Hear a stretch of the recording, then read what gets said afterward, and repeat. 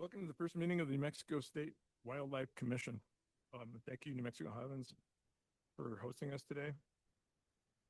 Before we get started, I'd like to acknowledge Jack Young, who is a 19-year employee of the department, and he passed away last week while working on the L-Bar, guiding archaeological students to different sites. Jack Young was an archaeologist of the department for 19 years, correct? And he left behind his wife, Deborah, and his daughter, Morgan. So I just want to take a minute to acknowledge him and all he did for the department and his passing and his family.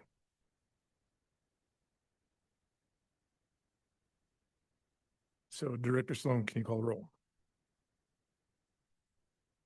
Commissioner Witt. Present. Commissioner Lopez. Present. Commissioner Harwood. Present.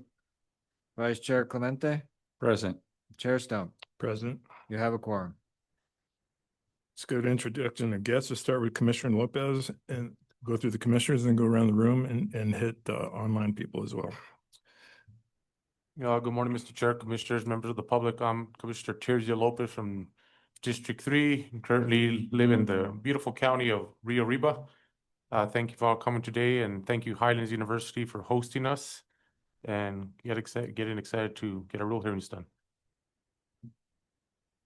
Good morning. Thank you for being here today. My name is Fernando Clemente. I'm the Vice Chair, Commissioner at Large. I am from a more beautiful county, Doñana, down south, Sunland Park. Thank you.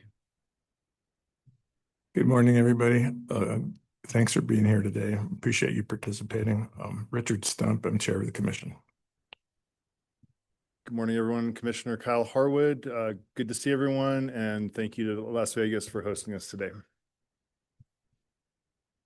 Good morning, Commissioner Christopher Witt, District 5, Bernalillo County. Visiting from University of New Mexico to Highlands, and happy to be here, and thanks for hosting us.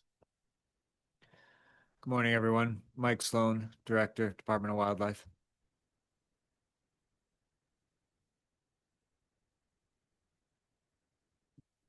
Good morning, Commissioners, members of the public. Stuart Liley, Chief of Wildlife. Commissioners, Daniel Cordova, Taos, New Mexico, Northern New Mexico Crime Stoppers. Good morning, Commissioners, members of the public. Paul Varela, Chief of Administrative Services. Good morning, Commissioners, members of the public. My name is Joe Miano, and I'm the Budget Director for the department. Good morning, Mr. Chair, Commissioners, Director Sloan, Jesse Dubell, Executive Director of the New Mexico Wildlife Federation. Kurt Kennedy, Des Moines, New Mexico, northeastern corner. Gus Wood, Clayton, New Mexico. Colby Kennedy from Des Moines, New Mexico. Good morning, Kyle Tater, Hickory Apache Nation wildlife biologist. Good morning, Bernard Inez Jr., Director, Hickory Game and Fish. Tony Rubin, Waigamon, New Mexico. Ty Jackson, I'm the captain for the Northeast area. Good morning, Commissioners, members of the public. I'm Kirk Patton, Chief of Fisheries for the department. Good morning, Commissioners, members of the public. I'm Tim Simbel, the Colonel for Field Operations with the Department of Wildlife. Good morning, Carrie Romero on behalf of the New Mexico Council of Outfitters and Guides. David Heft, retired wildlife biologist, hunter trapper, Mayhill, New Mexico. Good morning, Commissioners. Rob Laranaga, retired U.S. Fish and Wildlife Service, and here from Las Vegas, the original Las Vegas. Good morning, Commissioners, members of the public. Logan McGarrah, President of the Southern New Mexico chapter of Safari Club International. Morning, Commissioners, members of the public. I'm Jeremy Martin, the department's General Counsel. Morning, Commissioners, member of the public. I'm Kurt Kaufman, Assistant Chief of Education for the Department of Wildlife. Good morning, Commissioners. Tristana Carroll. I'm the Chief of the Information and Education Department for the department. Good morning, everyone. Isaac Romero, IT sysadmin here at the Department of Wildlife. Good morning, members of the public, commissioners. My name is Eric Arce, and I am an editor with the Department of Wildlife. Good morning. This is Daniel Vidal. I develop IT applications for the Department of Wildlife.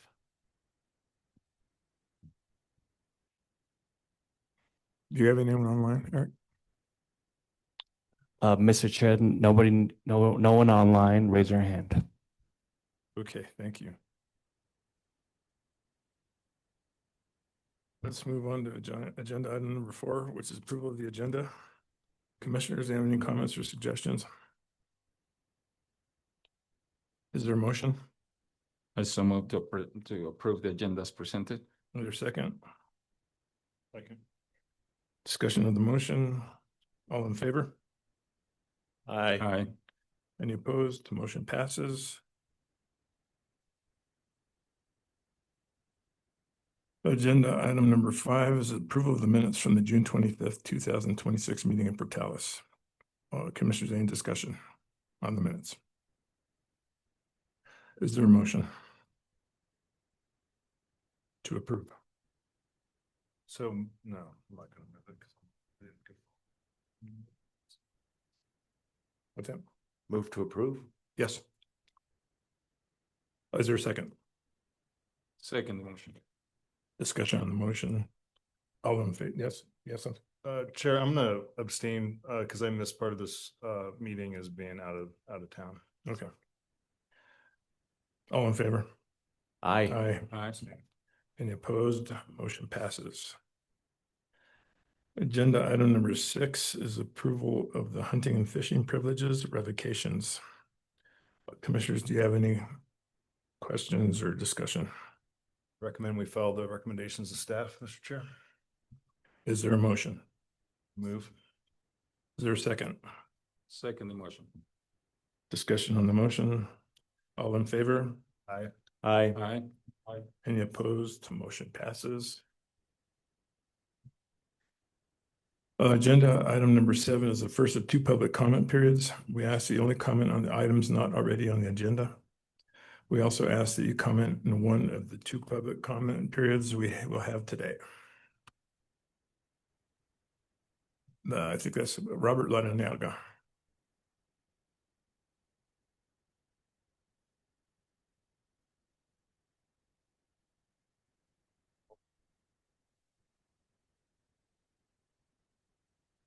There we go. All right, it is on.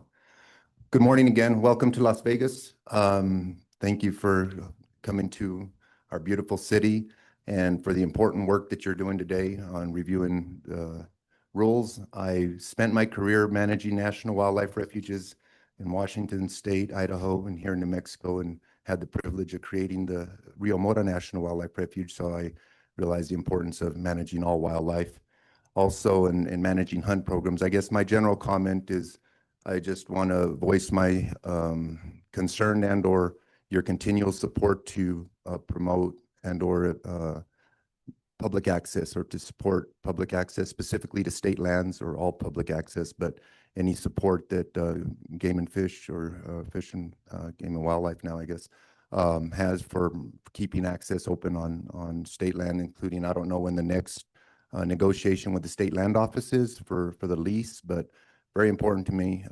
I know we've been working on opposition to some proposed closures or roads in Quay County that'll access state lands, and I believe the Northeast office has already submitted their comments supporting that those roads stay open, since it would be restricting access to some state land.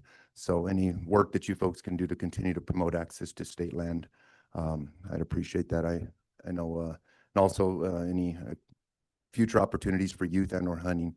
My last role with the U.S. Fish and Wildlife Service was the Chief of Hunting and Fishing, promoting R3 efforts. My son currently works for the Council for Promoting Access for Hunting and Sport Fishing with the National Council in Wyoming.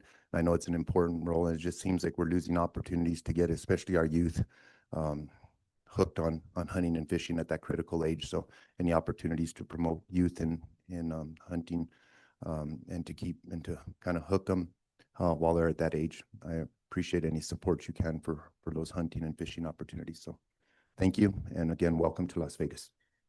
Thank you, Robert. To answer your question about the lease, I believe it comes due next year, correct? Is that coming up next year? Yeah. I know my oldest son. 2 years, 2 more years. Oh, at the Roswell Commission meeting, it's been over 10 years now, but several of us showed up at that meeting when it was very controversial and the lease was, it seemed to be excessive, what State Land Office was asking at the time. And fortunately, there was a resolution at the time. And I just like to think that, those negotiations can continue and provide us access. It's very difficult to find hunting opportunities if you don't have, deep pockets and having access to public land is very important to me and those that I think I speak for. So thank you. Logan McGarrah.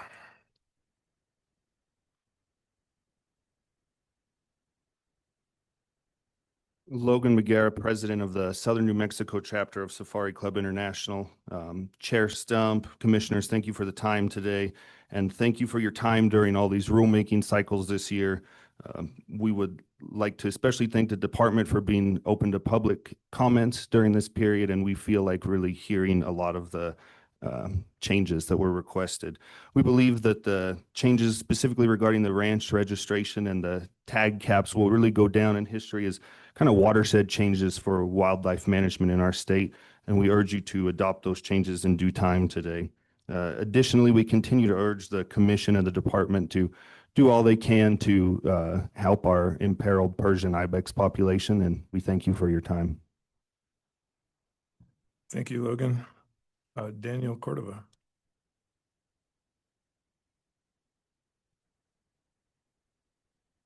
Thank you, Commissioner. Thank you, Director. Thank you, Commissioners.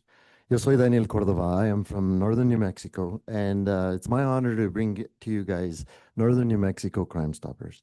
It is a collaboration between Taos County Sheriff Steve Mieta along with Amric and Salazar.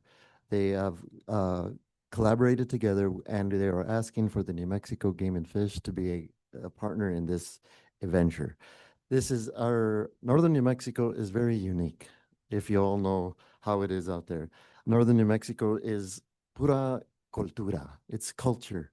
Northern New Mexico, our people out there just love it. We know what exactly the Sheriff's Department says. We need the Game and Fish to be a part of this because it is a crime also to go hungry in Northern New Mexico. This is the type of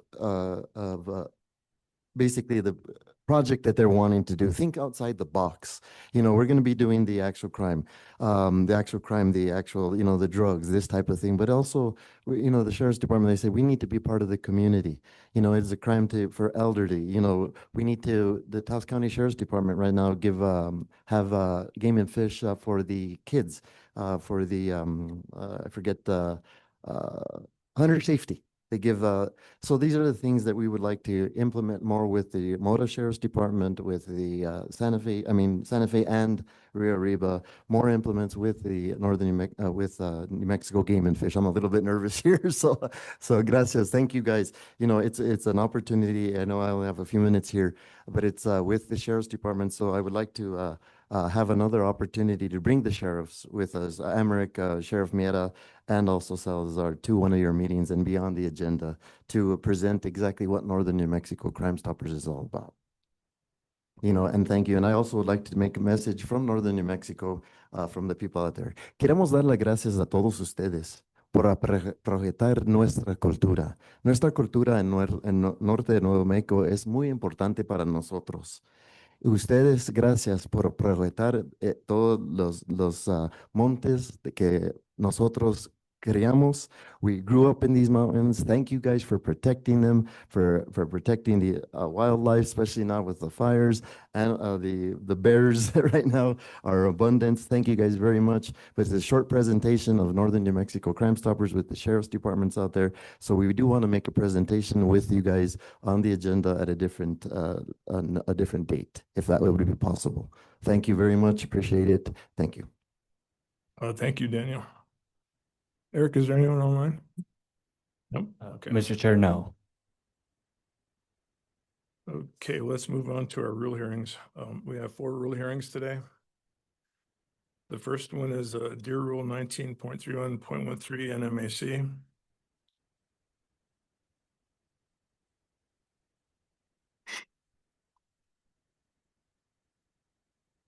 This hearing will please come to order. My name is Richard Stunt, Chair of the Commission. I will be serving as hearing officer and be advised by the Commission's counsel. This hearing is being conducted in accordance with the provisions of the Game and Fish Act and the State Rules Act. This hearing is being audio taped and video recorded. Anyone interested in a copy of the audio tape or video recording should contact Darren Vaughn with the Game and Fish Department. Public notice of this hearing is advertised in the New Mexico Register, the New Mexico Sunshine Portal, and on the department's website. Copies of the proposed rules have been available on the department's website. Those wishing to comment here today must have registered to submit public comment. The rule hearing will be conducted in the following manner. Staff will present pre-filed exhibits. Exhibits admitted into evidence are available for review by the public on the department's website. After all exhibits are entered, we will proceed to the presentation of the proposed rule, after which testimony will be taken from the audience. Participants are asked to wait until they're called upon to speak. In order to ensure the hearing is accurately recorded, only one person at a time shall be allowed to speak. Any person recognized to speak is asked to identify yourself by name, who you're affiliated with for the record each time you are recognized. Speak loud and clear to accurately record your comments. After a person is offered comment, they will stand for questions from the hearing officer. The audience may also ask questions of anyone offering comments after being recognized by me. These hearings are not subject to judicial rules of evidence. However, in the interest of efficiency, I reserve the right to limit any testimony deemed irrelevant, redundant, or unduly repetitious. Commission will discuss the proposed new rule after public comment portion of the hearing. Final commission action, including adoption of the rule, will occur after the conclusion of the presentation and public comment period of the hearing. In the preliminary matters of hearing item number 8, Dear Rule 19.31.13 NMAC. This hearing is now open. Do you have any exhibits? Mr. Chair, I wish to submit 6 exhibits to the record. Exhibit number 1, the notice of the rulemaking that was posted on the department's website as well as the Sunshine Portal. Exhibit 2, the proposed rule that was posted on the website as well. Exhibit 3, the presentation that's being given today. Exhibit 4, the summary of the proposed changes. Exhibit 5, the technical information we relied upon when developing the rule. And Exhibit 6, the 118 public comments that were submitted during the rulemaking process. Exhibit 6 are admitted into the record. Stuart, please introduce the proposed dear rule. Mr. Chair, member of the commission, excuse me. As you all are aware, this will be the 3rd time.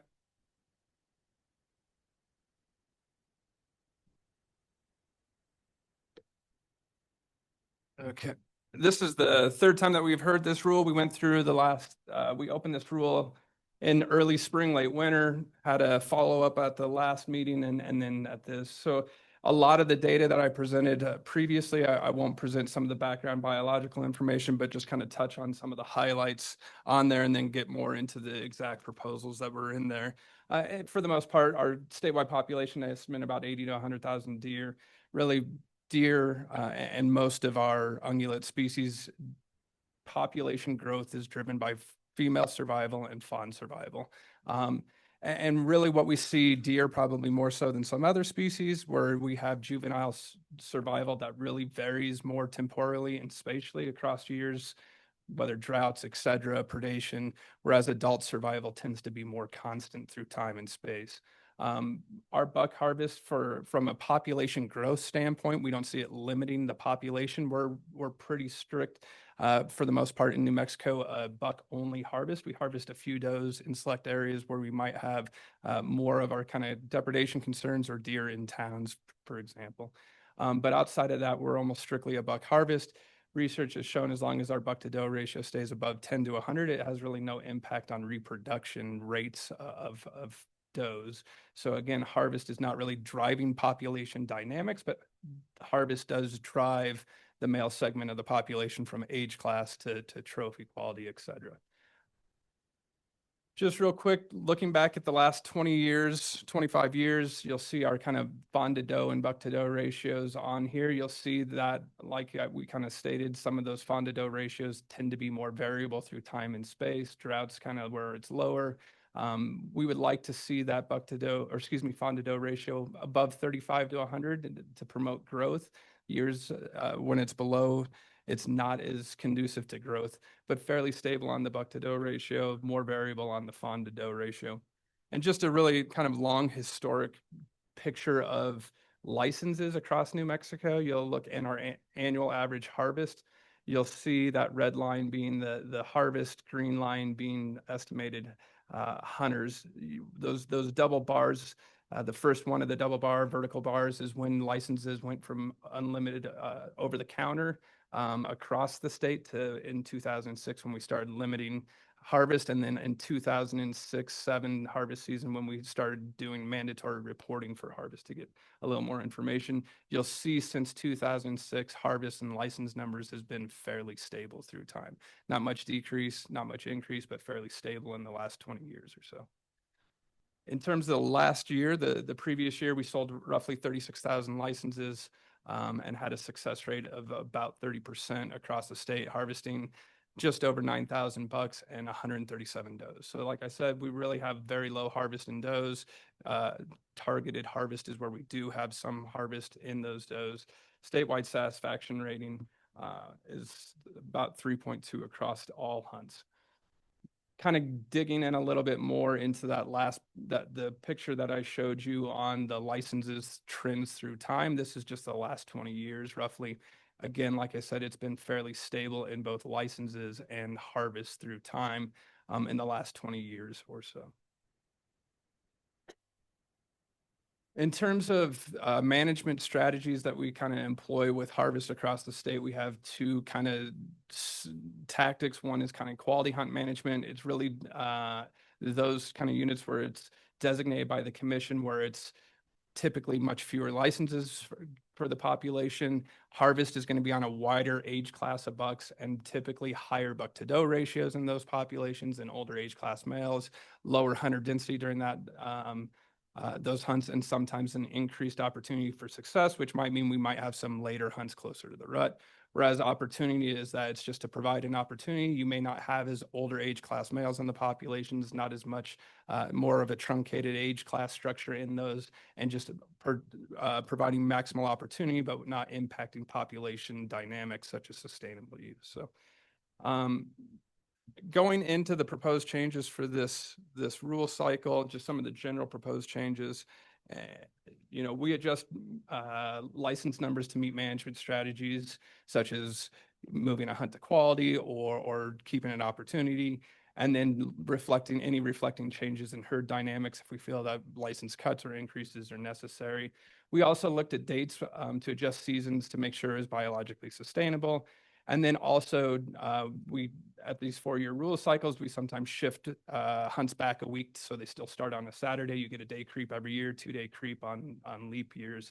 And then we tried to adjust seasons, so we had avoid any overlapping of hunts with mixed weapon types. For example, a muzzleloader hunt and a rifle hunt, or like elk rifle, deer muzzleloader. We tried to avoid that, so we moved some of those hunts around.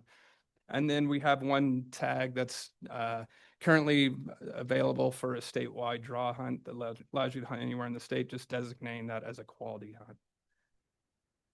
Also, and we went through this with some of the other rules that you all have already passed throughout this rule cycle, but the one is requiring the license purchase 1 day prior to the start of a hunt. And then if the hunt is less than 6 days, you can't buy the license once the hunt starts. We kind of did that with the rest of the rules. And just general speaking, what we will have to do at the next commission meeting is kind of a cleanup of our manner and method rule that will reflect those changes you all made during this year's rule cycle changes. So it's reflected in that manner and method rule as well as in the individual species rules. The other thing that we've done for some of the other species where we had unlimited over-the-counter private land tags is requiring ranch registration for those properties choosing to want to participate in deer hunting. If they are private land, they would have to register ranches prior. They would obtain a ranch code that then they could use to then acquire licenses in that GMU for deer.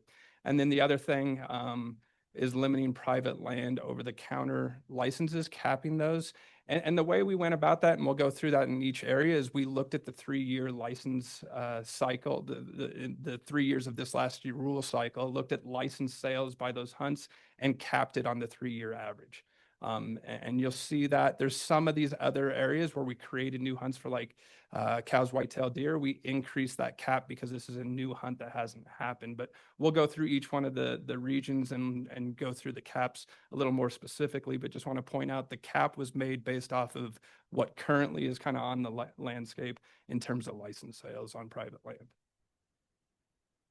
So in the Northwest, one of the bigger changes, and it's been discussed for the last about a year and a half, is looking at moving game management 2B into a quality hunt management a strategy, kind of those two strategies we mentioned at the first of this presentation.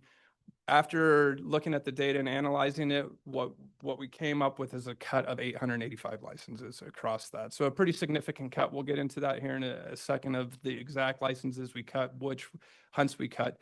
But we believe that that cut will lend to moving that unit to quality hunt management. We'll have to monitor through time to see what happens, but we did work with the Hickory on this as well, on looking at that cut. We did a 20% in cycle cut in that this year as well, but this was kind of a bigger cut to try to address moving that to quality. We also created a new rifle hunt in GMU 51A to kind of spread out hunter pressure, but overall licenses stayed the same. It's just spreading out the density of hunts across two different, and then created a muzzleloader hunt on the WMAs in GMU 4 to also coincide with the same time we have private land muzzleloader hunts.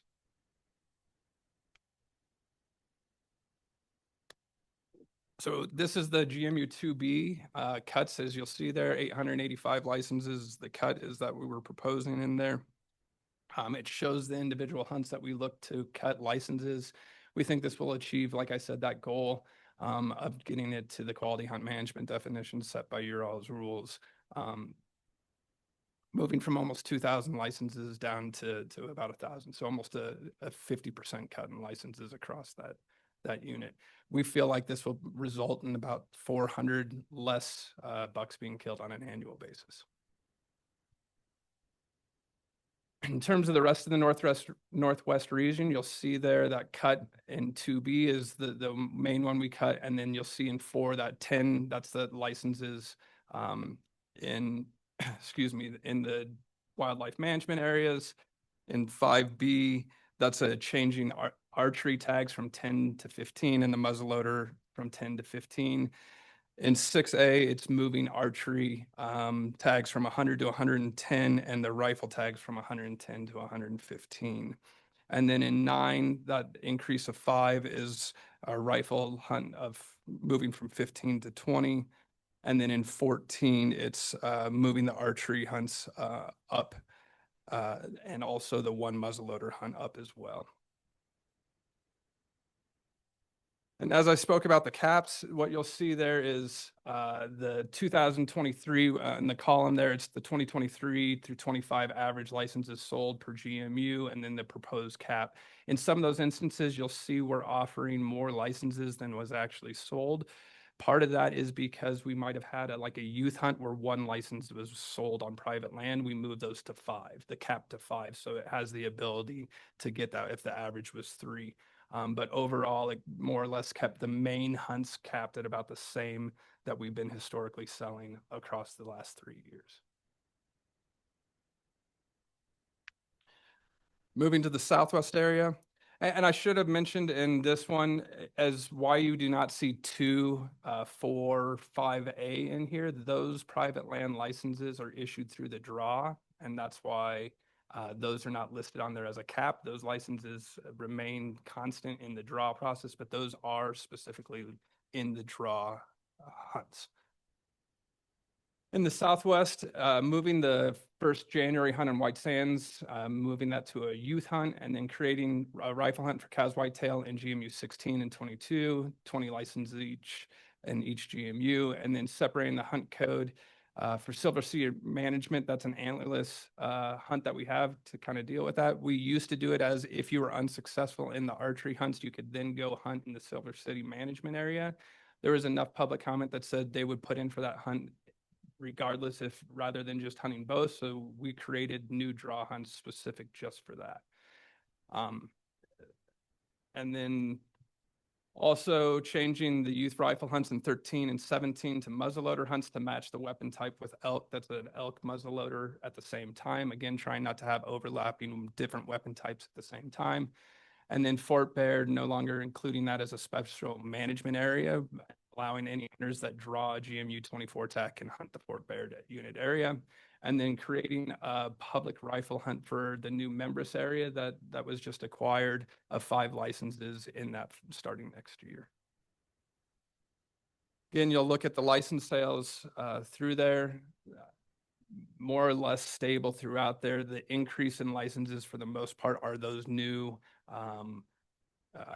Couse whitetail hunts that we created in 16 and 22, with a little bit of change in the muzzleloader hunts in 13 and 17. Those are those youth hunts, moving them from rifle to muzzleloader. We think because success rates are typically lower on those muzzleloader hunts, we were able to increase those licenses slightly to offer a little bit more opportunity while probably harvesting the same amount of animals. Caps and private land on the Southwest is in this table. Again, those ones that are highlighted as the new forked antlered whitetail or cows hunts, we increased the cap from what was being sold. We just don't know what the private land sale will be on whitetail in those areas, but that's where that increase came in. And then creating that Silver City management hunt, also a cap on private land in that area as well.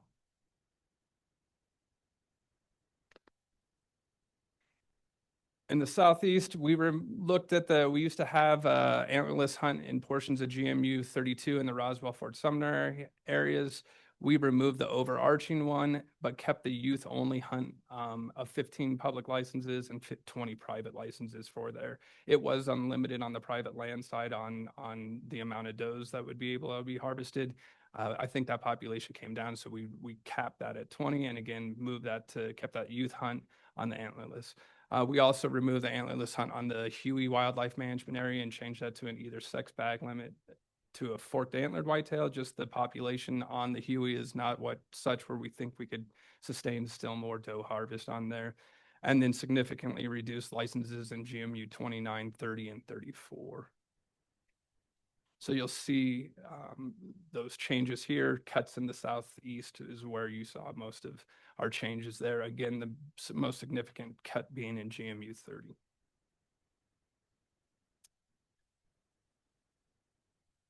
And then in terms of the cap, you'll see the proposed changes in the cap there. You'll notice in 30 why it's lower is removing the cap, that antlerless hunt for private land on that one that was unlimited. So.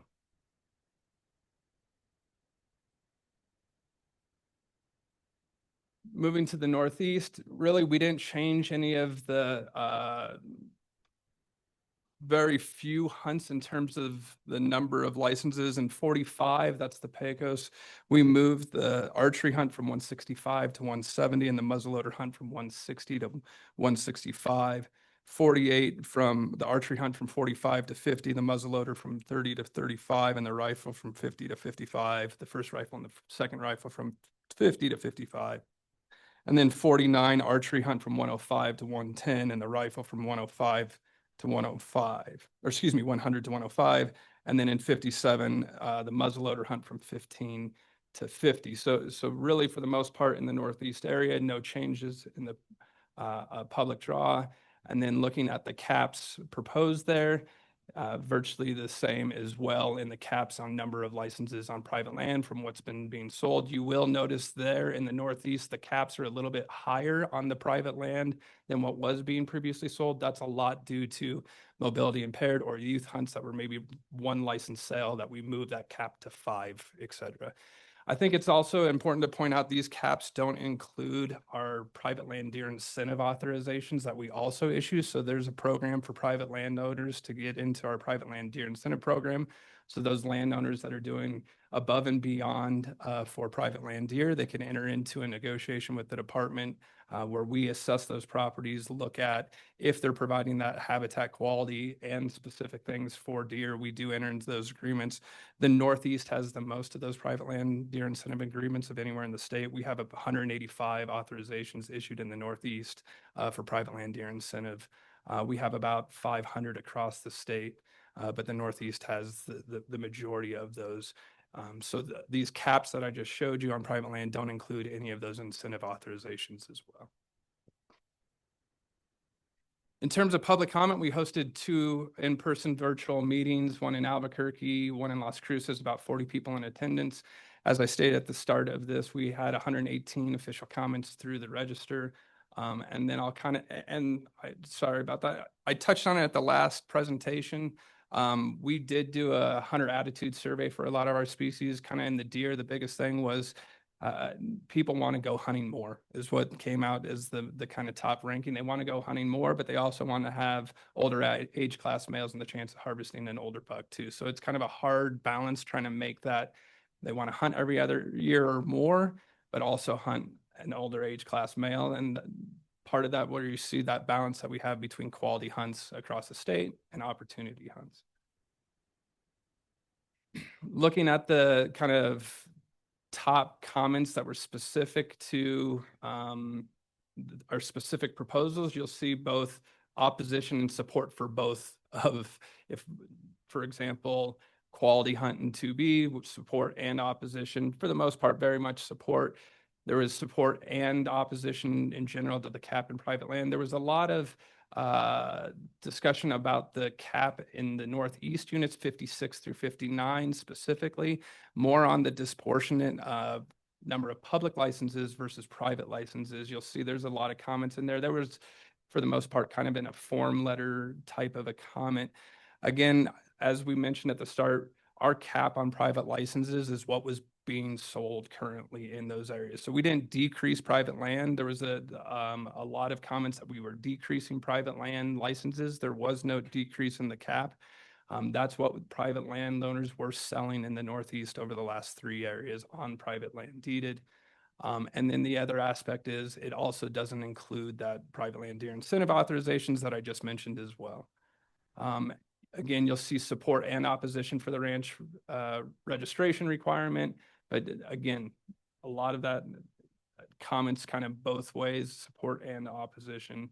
And then we just had some miscellaneous comments that weren't necessarily to our proposals, but just comments in general, like creating doe hunts in 34 and 36. We didn't think it was sustainable to. You'll see increasing non-resident license allocation. That's not in terms of the draw quotas. That's not under your purview. That's under statute, et cetera. So with that, I would take any questions. Commissioners. Commissioner Clemente. Can you touch a little bit on, I think it's very important, something that you just said about the incentive, landowner incentive program. I did get some emails about the changes on the caps. And obviously you already specified that there's no changes on the purchasing of licenses. You went on the cap based on the purchases of lost licenses on previous years. But that is very important because I know that program very well, and I do help landowners to be able to get into that program because it can benefit wildlife amazingly. So, but it is important that they understand that there are tags dedicated to those programs as well, outside of what you have proposed. Mr. Chair, Vice Chair Clemente, that's correct. Those are outside of the capped licenses. And that needs to be clear because, it's not only what is being capped and what is being proposed on the cap. So I just want to make sure that is understood. I apologize. I went out of sequence here. I'm going to go back to the public and start with Kirk Kennedy.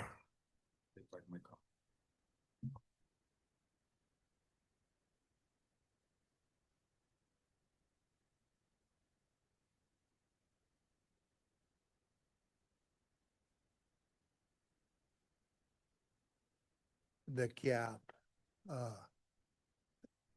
There's not, I don't know how we got there. It's not all on hunting. I agree with that. But there's no deer. I mean, we're going statewide averages, 30% success. But the cap, the disparity is a problem. How they got to the cap on the last 3 years, we used to take 20 deer hunters just 5 years ago. Now we're taking 5. out of 40, because we don't have enough deer to logistically take those people. That's how they got the numbers off the last 3 years. Everybody dropped their numbers, the private land, the ones that are taking care of mostly of the animals. So we would like, what happens with hunters, whether we take them or they're on public land, they don't have any bucks to shoot. The first buck they see, whether it's forkhorn, a year-old buck, they're going to get killed. And I don't think problem with deer.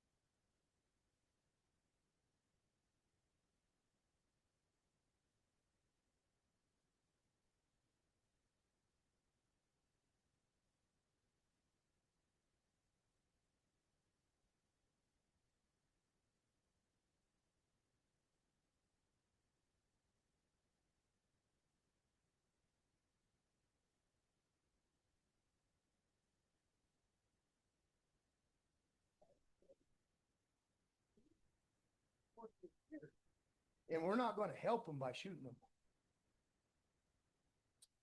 Oh, I guess I talk loud enough when I get animated that everyone probably could hear me anyway.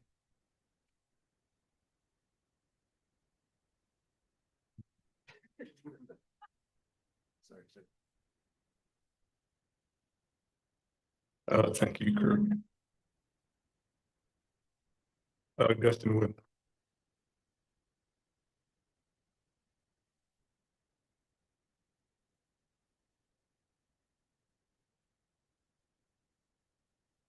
Appreciate that. Good morning, commissioners, people of the public. My name is Gustin Wood. I live at Passamani Ranch, 33 miles west of Clayton. I've been we've been ranchers. I'm the 5th generation. We've been there at Passamani since 1932. I take a lot of pride in hunting. We also run an outfitting business called Passamani Hunts. And I think this proposed deer rule in northeastern New Mexico could be detrimental to our population. As Mr. Kennedy's already said, between drought and predators, which I think desperately needs to be, those quotas definitely need to be changed. Our deer are decimated. Like, we hunt 56,000 acres. We take 2 mature bucks a year, maybe. Like, that's where our numbers are at. And, you know, the same thing, we used to take, 5 to 6 bucks a year. Like, those numbers are gone. And these numbers have to change. And in these units where we live, it's predominantly private land, and up to 80 to 85% private land where we all live. And these public tags that are allotted are very skewed. And overall, what we want to do is, I want my kids and my grandkids to be able to hunt deer. I want your grandkids to be able to hunt deer. And if something doesn't drastically change, they won't be there. They won't be there. So I appreciate your time and your consideration, and I would hope you take this seriously. Thank you.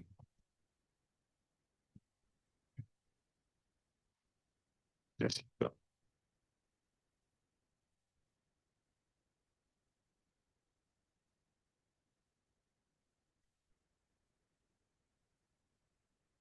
Mr. Chair, Commissioners, Jesse Dubell, Executive Director of the New Mexico Wildlife Federation. We've submitted pretty thorough written comments, but just wanted to get on the record that the New Mexico Wildlife Federation supports the cap. We think it's definitely a step in the right direction to eliminate the ability for unlimited tags to be sold on private land. We also support the ranch registration process, so we're in full support of this proposed rule. Also wanted to congratulate the agency for an award that they recently received from the Mule Deer Foundation, received recognition for the State Wildlife Corridors Action Plan, which was a fantastic document put together in partnership with Department of Wildlife and Department of Transportation. And here, probably in early January, we'll see the start of construction on a very, very impressive wildlife crossing up in Highway 550, just one more effort to try to save some of our deer herd and other wildlife. So thank you all very much. Thank you, Jesse.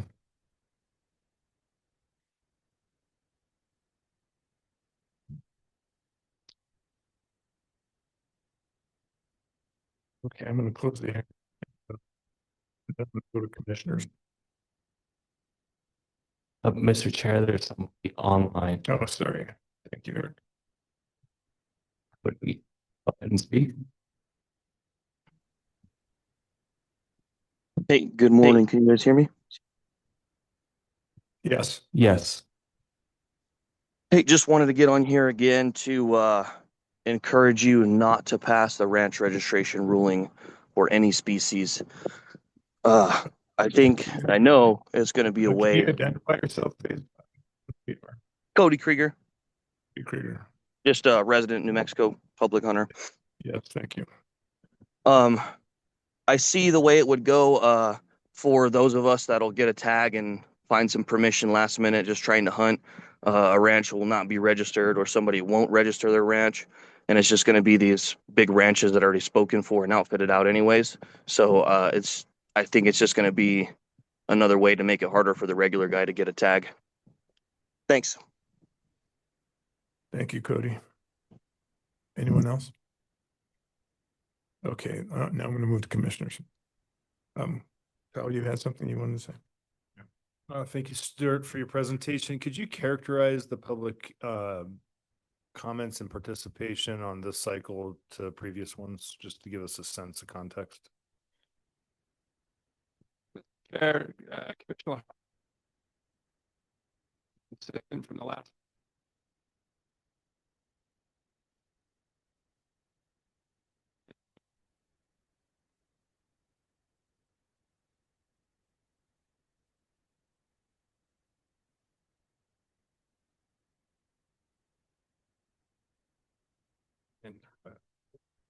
One of the things that we did this rule cycle compared to the last was hunter attitude surveys that we opened up in, I believe, February or March of this year for all the species. We didn't do that the previous year, just trying to gauge general attitudes on hunting in general, what the desires were: hunt more, hunt less, higher quality, lower quality. And we had, like I said, with deer, for example, most people in their attitudes, over 50% of the people, respondents, we had thousands of those that responded. So it was a high turnout.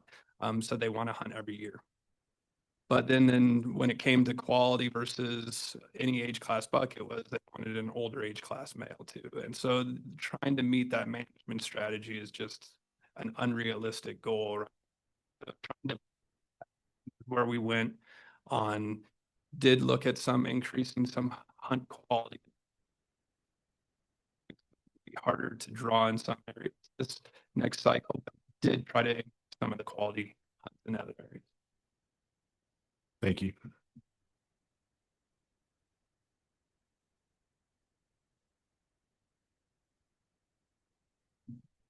Yes, Chief Lively, I have a couple questions. First off, I wanted you to address or expound on how you set the 5 and the for this upcoming tier rule.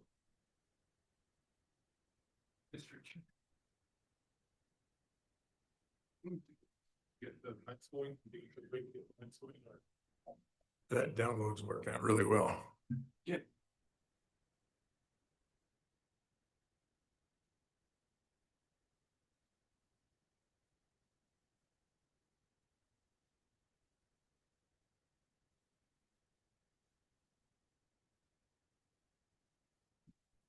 Mr. Chair, Commissioner Witt, so we had some of our biologists go out shortly after the department kind of acquired it, worked with the ranch manager, looked at it.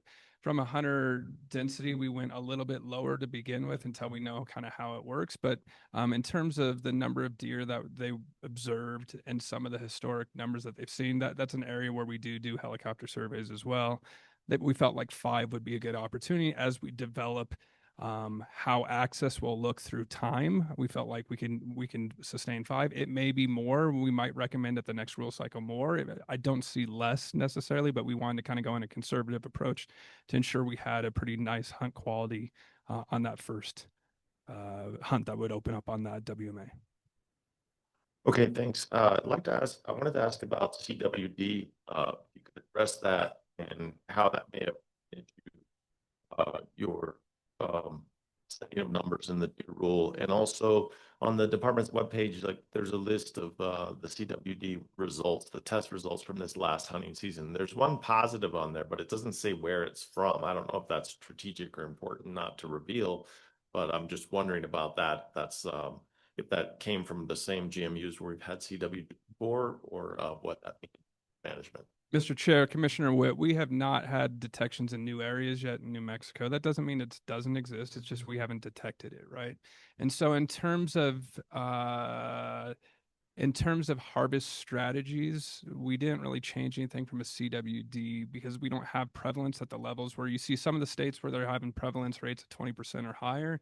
Some of the management strategies suggest that you might actually have herd impacts, decreased populations with that, and really older age class males are the larger carriers of CWD and spread it more. Again, we don't have CWD in very many places where we've detected it, and we don't see it at that high prevalence. We have seen it high prevalence down where it is, but that is all controlled by military land. So even hunter access is controlled by the military. So even if we wanted to try to harvest more, we have to work with the military to try to get more people on there. That's on Fort Bliss, GMU 28 is where we've seen our highest prevalence.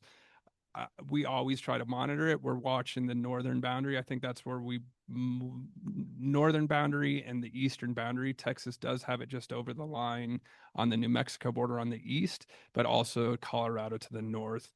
I think the progression is not real fast through here to where we felt like we needed to address it during this rule cycle, but keep monitoring throughout this rule cycle to see if we get CWD, what the prevalence levels are, and if it would require a trigger in a management change in the harvest strategy. Good. So just to follow up on that, are you confident that our testing approach would discover it if CWD does enter new GMUs where it hasn't been before? Chairman Stump, Commissioner Witt, the issue is the number, like if it's at a 1% prevalence rate in the population, in order to get harvested samples at that, we would have to kill way more deer than what we're currently killing. So the issue is detection probabilities in terms of like, even if we took all of our deer samples from one GMU or one hunt, you may not detect a 1% prevalence randomly. I think that the numbers that we need to get on some of the power analysis we did was up to like 3,000 or something like that in some of those GMUs at a 1% prevalence. So it could be present. Like I said, you could randomly get the one sample at the 1% prevalence rate, but that's why we always say it has not been detected there. That doesn't mean it's not present there. We encourage people to submit samples.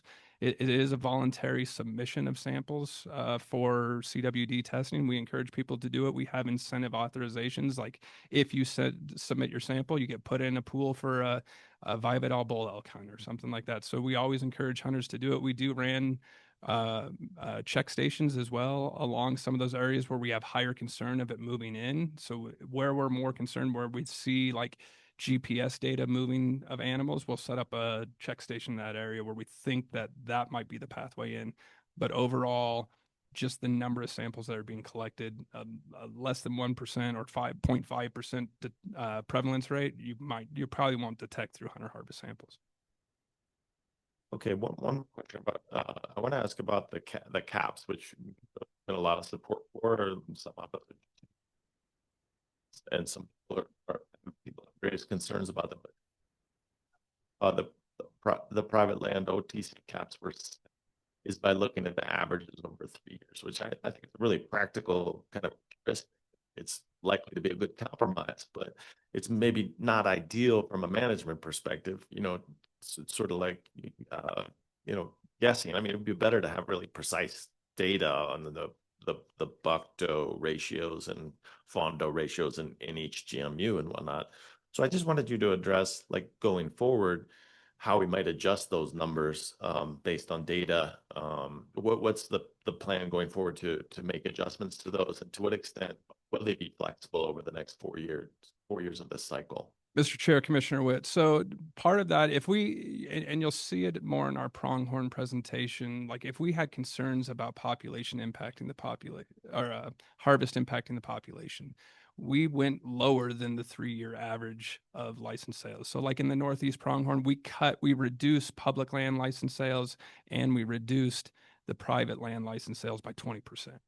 Trying to address that management. In the Northeast, we didn't have a concern from the harvest that's currently occurring on the current population. So you'll see that where we didn't change the public hunts and we didn't change the private caps. That is the case in most of the state where we didn't change either hunt because we weren't proposing big increases or decreases.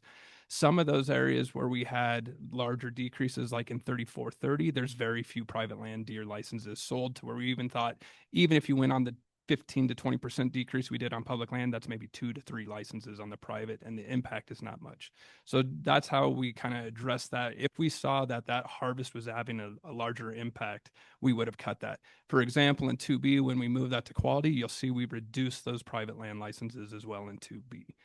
Now, in terms of your question of absolutely flexibility over the next rule cycle too, we'll do a reanalysis on harvest. We'll do a look at the population. If we're increasing licenses or decreasing, if that population can, we'll increase both the private and the public as well, probably proportionally on both of those, depending on how that looks.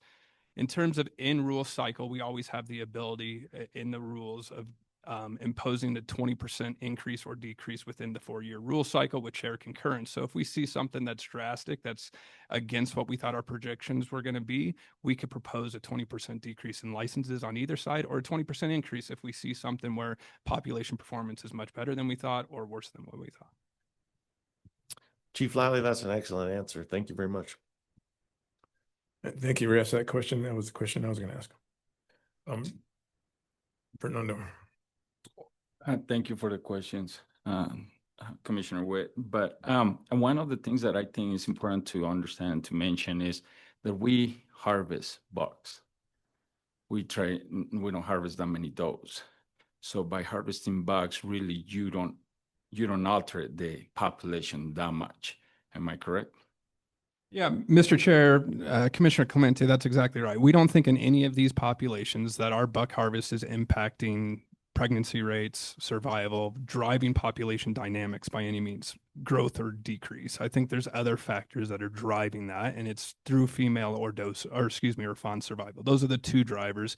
Fawn survival is very variable across years, both space and time. Some years you have good monsoons and you see better fawn survival, even in pocketed monsoon years where it's better in those areas. So yes, that statement of our buck harvest currently is not driving population dynamics. When we do cut buck tags, a lot of times it's trying to get older age class males. It's really trying to change the dynamics of the male segment of the population, not grow the population. It's not changing the overall population trajectories. It's maybe changing the age dynamics of the males is what when we try to cut. Sometimes when we go into like the drastic on the pronghorn where we see huge population declines, we're trying to make sure that we don't get to the point where we lower the buck to doe ratios to where we do impact survival. That's the only time when we get into big cuts in that buck numbers is if we think that another year of harvest at that much lower population level could potentially impact reproduction and survival. But as it is right now, we don't see that in deer. Anything else, commissioners? I do have a question, Stuart. Yeah, it's apparent that our folks from the Northeast are concerned about the deer population. Deer population is down all over the West, as we know. Do we work with landowners, with our biologists to get that kind of data and input? Yeah, Mr. Chair, members of the commission, absolutely. I mean, as you said, deer populations for the most part historically have been on the decline, especially since the 80s, stabilized a little bit more. We see more fluctuations, definitely sometimes on the declines. There's a few programs that we definitely work more with landowners on like the private land deer incentive program. And that's working hand in hand with some of our habitat biologists that will go out there, make recommendations on like habitat management programs that might help buffer some of the impacts of drought or some of those others, or working on that to try to increase deer populations. We also partner with some radio collaring studies with some of the private landowners throughout the state to try to get at different demographics from migration to other things. So definitely work through different programs through the state with landowners. Thank you, Chief Lively. Anything else, commissioners? Okay, those that registered and participated in the hearing will be included on the attendance sheet. At this time, the attendance sheet shall be marked and admitted as Exhibit 7. Comments submitted and testimony heard during this rule hearing will be reviewed by the commission and discussed during an open session of today's meeting. The commission will vote on the proposed rule at that time. I would like to thank everyone present for their participation today. Let the record show that this rulemaking hearing was adjourned at 10:02 a.m. So commissioners, is there any other thing you'd like to talk about regarding the deer hearing? Is there a motion? I so move to repeal and replace 19.31.13 NMAC as presented by the department and allows the department to make minor corrections to comply with the filings this rule with the state records and archives. Second. Discussion on the motion. All in favor? Aye. Any opposed? Motion passes. Thank you, Stuart, commissioners. So agenda item number 9 is the second of our rule hearings, Elk Rule 19.31.4 NMAC.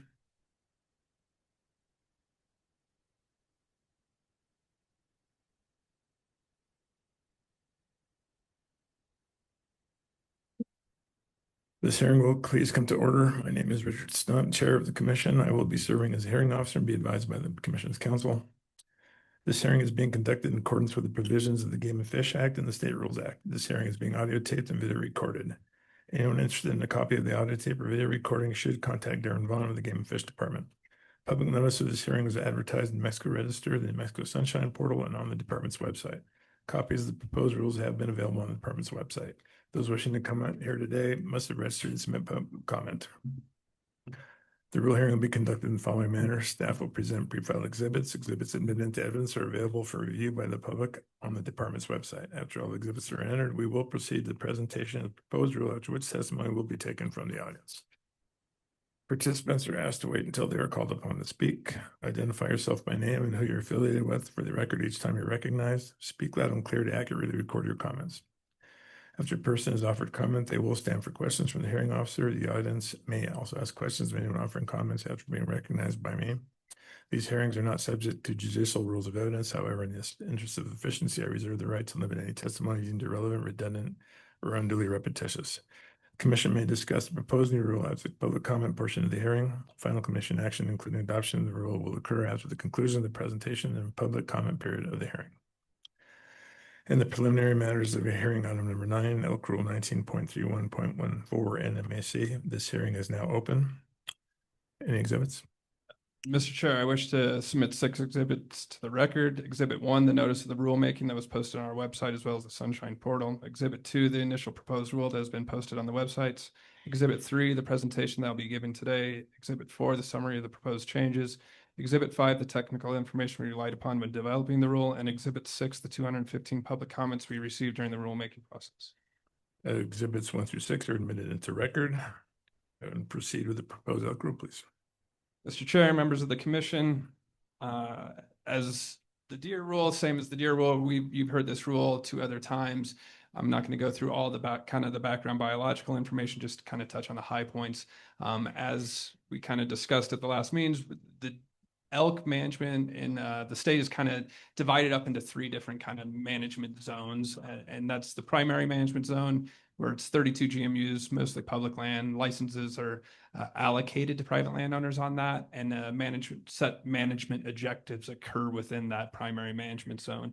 Those PMZs are kind of that the colored GMUs as well as the diagonal hash line in there. And so those primary management zones, again, those licenses are set by rules both on public and private land, and it's on an allocation basis that's set by the E+ rule.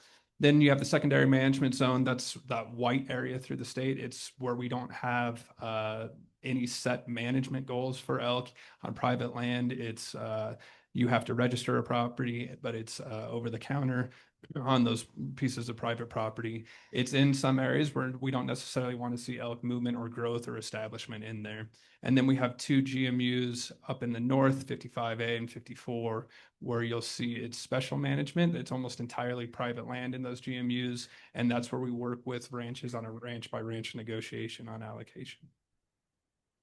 Real quick, just looking at harvest over the last 5 years, you'll see there the license numbers are fairly consistent, but what you will see is the bull harvest kind of dropping off. Cow harvest remains fairly stable, but in Rule 20, when the 2023 rule came in, bull harvest did drop. That was intentional on two fronts. One was reduction in bull licenses in the Gila due to a declining age structure in there. And then also last rule cycle, there was a proposal that was adopted to remove scopes from muzzleloaders. We thought success rates would go down when that happened, and it did on those muzzleloader hunts. And then you'll see fewer bulls being harvested as a result of that. There was a lot of discussion at that time. Do we cut more licenses, or do we try a different management strategy such as taking scopes off muzzleloaders so we don't have to cut as many licenses to still achieve those goals? And I think we saw that occur on the bull harvest while still offering the same amount of licenses. So in terms of elk, kind of some of our statewide recommendations, we talked about this previously, but just kind of want to reiterate. In our primary management zone, we're proposing to have a muzzleloader hunt as the first hunt following the archery seasons. Again, what we're seeing a lot of this in the elk throughout the state is, and you hear this from hunters too, but I think we see it even in our data on the calves, is peak of calving still occurs around June 1st. So the peak is still there, but what we're seeing, instead of historically where you would have calving occur in one big pulse and then kind of be done in the first 8 to 10 days, we're seeing extended out. We're seeing extended out into mid to late June, and that's where we're getting into more rut activity, or probably more cows coming into estrus later in the fall. Probably a function of nutritional condition of the cows. That's typically what happens, probably happening during the drought. That's where you hear some of the rut is getting later. The peak of the rut's still the same, but the rut is carrying on later. So what the proposal is to, when those elk or those bulls specifically are still pretty vulnerable to harvest, especially through rifles, is moving that hunt to a muzzleloader hunt where we see lower success rates, to where we don't have to reduce licenses but keep them at the same, while still harvesting the approximately the same amount of elk. We're also proposing some new hunts in GMU 12 and 12 GMUs, excuse me. That's what these new muzzleloader hunts would be. It would occur in 12 GMUs. We already had muzzleloader hunts in some of our primary management areas, but in 12 of them we did not. Like the deer, we try to minimize overlap of hunting for this different species at the same time, and definitely trying to minimize the overlap of different weapon types at the same time. And then, like we just discussed, purchasing a license a day prior to hunting, and not being able to buy a license once the hunt starts if it's a hunt less than 6 days. Going through our specific proposed changes across the state in the Northwest region, what you'll see here is we're proposing increasing antlerless elk licenses. We think we do see an increase in elk in this GMU, this region. It's also where we just went through the deer in 2B, where we were proposing moving that to a quality hunt. We're trying to maintain that more for a deer quality, and not necessarily growing the elk population in there. What you'll see we did there is we increased 2 different youth hunts. That's the December youth and the 2C youth, but we also created 2 new youth encouragement hunts of 75 licenses apiece in GMU2. You'll see once we get to the Gila, we did have to reduce cow harvest a lot in the Gila. We tried to redistribute those youth encouragement hunts as much as we could across different populations in the state that could withstand some additional harvest, and this is one of those units. In GMU 5A, we shifted to an early October muzzleloader hunt. No net change in licenses, but you'll see there the increase across those different herd units. We list elk by a herd unit in the GMUs. Sometimes a herd unit encompasses multiple GMUs, but more or less a closed herd. North Central region, we did propose creating 2 new muzzleloader hunts on the Sargent and Humphreys WMAs, the Humphrey combined with the Rio Chama, 10 license apiece. We're proposing a new muzzleloader hunt in 5B. We're proposing making that 56 licenses, redistributing 37 licenses from the December rifle late hunt into that new muzzleloader hunt. So it's a net increase of licenses, but not 56. It's a net increase of 19 licenses on the public. In GMU 50, you'll see the same. We did a redistribution, so an increase of 20 licenses in there. And then in GMU 51, we moved the December muzzleloader hunt up into that early October now, and then increased antlerless on the draw hunts and as well as the youth encouragement hunts. Southwest is where we had the largest changes. As we went through the last two previous meetings, we discussed a lot about the Gila elk herd and the decline in the Gila elk herd, both on the biggest driver for adult female survival, which is really impacting the population most, was hunter harvest. If you recall, we had over about 500 adult cow elk radio collared, and the main leading cause of mortality was adult harvest. That population, it's lambda, so a lambda of 1 means it's a stable population. That lambda was at about 0.89, so we were decreasing the population at about almost 10% on an annual basis. That's where we went into this proposed change of reducing cow licenses a lot. You'll see all these reduction in licenses. There's some redistribution, but reduction in licenses are the greatest in there, and it's the greatest in the youth encouragement hunts and eliminating those, trying to reduce harvest overall on that cow population to try to stabilize that herd.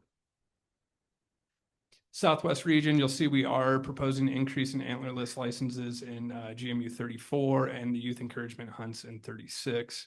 The population is doing fairly well, maybe increasing to stabilizing some. And then in the Northeast region, that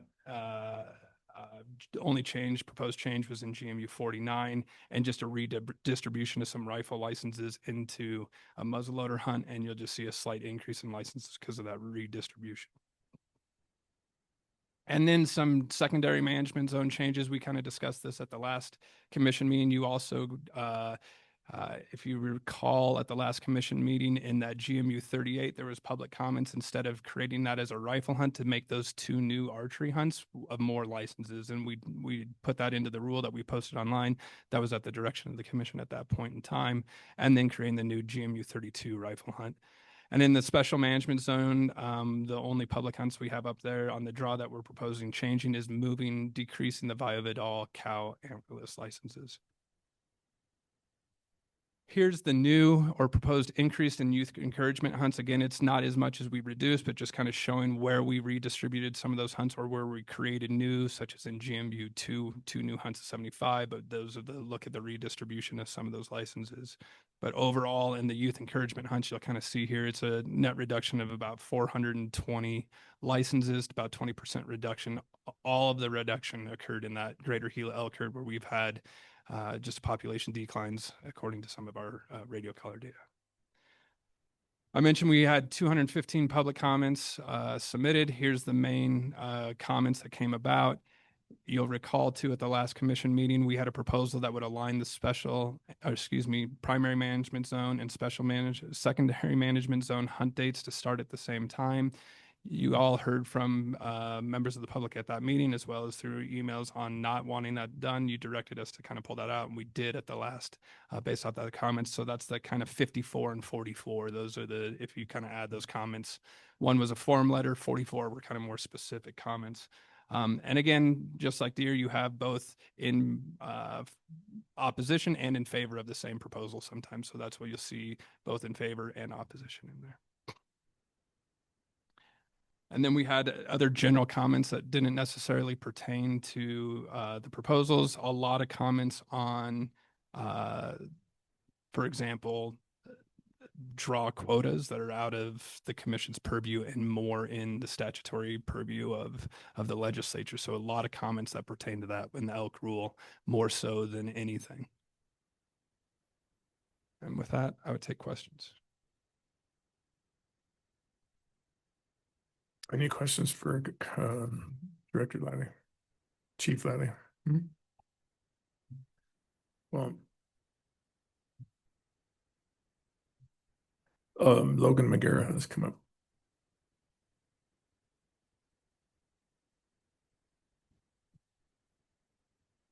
Thank you, Chairman Stump, members of the commission. Logan McGarrett, president of the Southern New Mexico chapter of Safari Club International. My comments are today that we should really be celebrating our elk management in New Mexico. I feel like at times throughout this rulemaking process this year, we've really heard that New Mexico does things differently, specifically in regards to our elk management. And we really haven't heard the results of that. And if we kind of compare ourselves to our sister state, Arizona, not a direct analog, obviously, but we have roughly twice the number of elk here as we do there. And I think that's not in any small part due to our incentivization to private landowners for the wildlife on their property. And if we look at Arizona, there's really no incentive for a ranch manager to have elk on their property. And I would like to thank the commission for prioritizing continuing this management strategy of really incentivizing having wildlife on the landscape during this rulemaking cycle. And we would urge you to adopt this rule. And thank you. Thank you, Logan. Do we have anybody online, Eric? Okay. Commissioners, anything? Commissioner Witt. Okay, I just wanted to ask like a technical clarification. When you show the table about elk harvest summary, I realized that, and we have great numbers on the estimated harvest, and it tends to be about 40%. Hunter satisfaction seems to be pretty high, but there's this persistent every year 20%. How do we interpret that? Yeah, Mr. Chair, Commissioner Witt, good point. We run those harvests, so we maybe going back in history from where we used to collect harvest data. So we used to have voluntary harvest tear-off cards that people would submit to their harvest report of I killed or not. We did some secondary survey. We only had about 33% response rate on that. And we did some background research and went to the non-respondents to see like what was driving. Was it the same? Were they different? And really what we saw was a happy hunter bias. So if you were harvested an animal, you tended to report more often. And so we switched in 2006 to mandatory hunter harvest. And we did at that time, the commission implemented rules that said in order to even apply for next year or to buy a license next year, you have to report your harvest or you're rejected. And so we went back and did that. We get about an 80 to 87% reporting rate, depending on the species. Some species a little bit higher. And then we did that same early on in the study, look at that 20% non-respondents to see if they were different, and we had no difference from our respondents.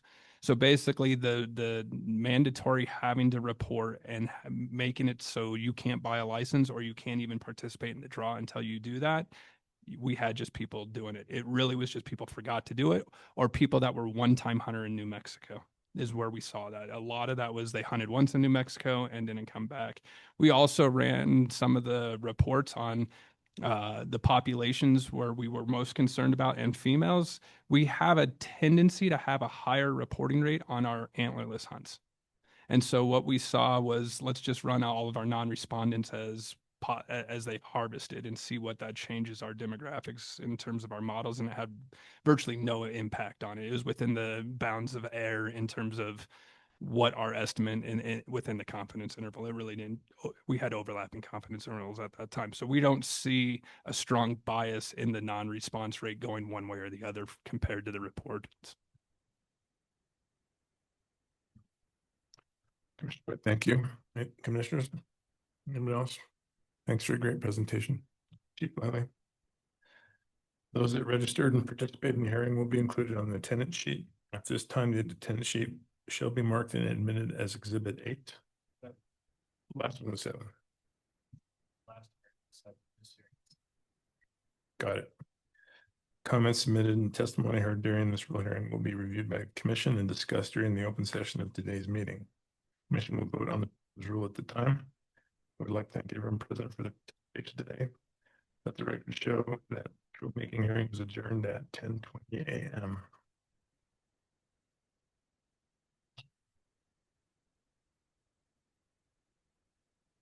Any more discussion, commissioners?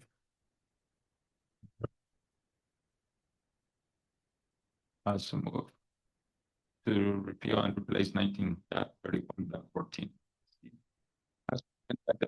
Allow the department to make minor corrections to comply with filings. This rule with the state records and archives. Is there a second? Second. Any discussion on the motion? All in favor? Aye. Any opposed? Motion passes. Agenda item number 10, third public hearing.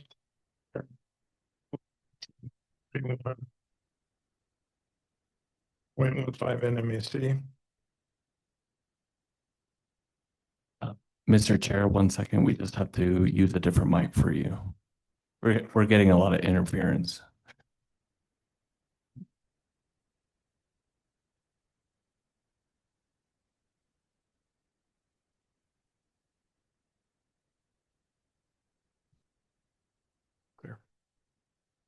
This hearing will please come to order. My name is Richard Stunt, Chair of the Commission. I will be serving as a hearing officer and be advised by the Commission's counsel. This hearing is being conducted in accordance with the provisions of the Game and Fish Act and the State Rules Act.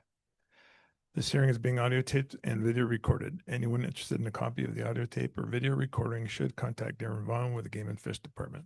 Public notice of this hearing is advertised in the New Mexico Register, the New Mexico Sunshine Portal, and on the department's website. Copies of the proposed rules have been available on the department's website. Those wishing to comment here today must have registered to submit public comments. The rule hearing will be conducted in the following manner. Staff will present pre-filed exhibits. Exhibits admitted into evidence are available for review by the public on the department's website. After all exhibits are answered, we will proceed to the presentation of the proposed rule, after which testimony will be taken from the audience. Participants are asked to wait until they are called upon to speak. Identify yourself by name and who you're affiliated with for the record each time you are recognized. Speak loud and clear to accurately record your comments. After a person is offered comment, they will stand for questions from the hearing officer. The audience may also ask questions of anyone offering comments after being recognized by me. These hearings are not subject to judicial rules of evidence. However, in the interest of efficiency, I reserve the right to limit any testimony deemed irrelevant, redundant, or unduly repetitious. Commission will discuss the proposed new rule after the public comment portion of the hearing. Final commission action, including adoption of the rule, will occur after the conclusion of the presentation and public comment period of the hearing. In the preliminary matters of hearing, item number 10, Pronghorn Rule 19.31.15 NMAC. This hearing is now open. You have any exhibits?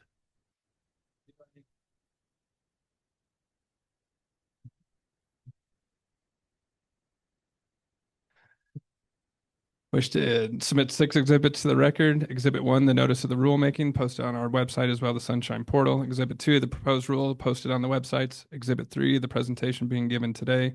Exhibit 4, the summary of the proposed changes. Exhibit 5, the technical information we relied upon. And Exhibit 6, the 48 comments received during the rulemaking process. Exhibits 1 through 6 are admitted into record. Go ahead, Stuart.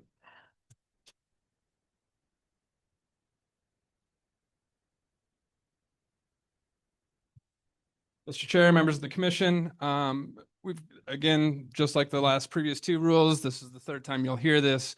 We're going to kind of reduce some of the biological information that we presented at the first, but just like deer, some of these other species, population growth of pronghorn is really driven by female and fawn survival, probably more so than even deer, just given they're one of the fastest growing ungulate species in the world in terms of reaching sexual maturity. Populations could really be impacted by drought and could rebound pretty quick too as well. Buck harvest is not limiting the populations, just like we talked about with deer, although we got to a point in the Northeast that we were concerned about big enough population declines that we wanted to get to the point where we didn't have buck populations get so low that we reduce buck to doe ratios that we would have seen an impact on reproduction. Overall, the statewide average over the last 3 years, you'll see the buck to doe is 29 to 100, 29 to 100 on fawns too.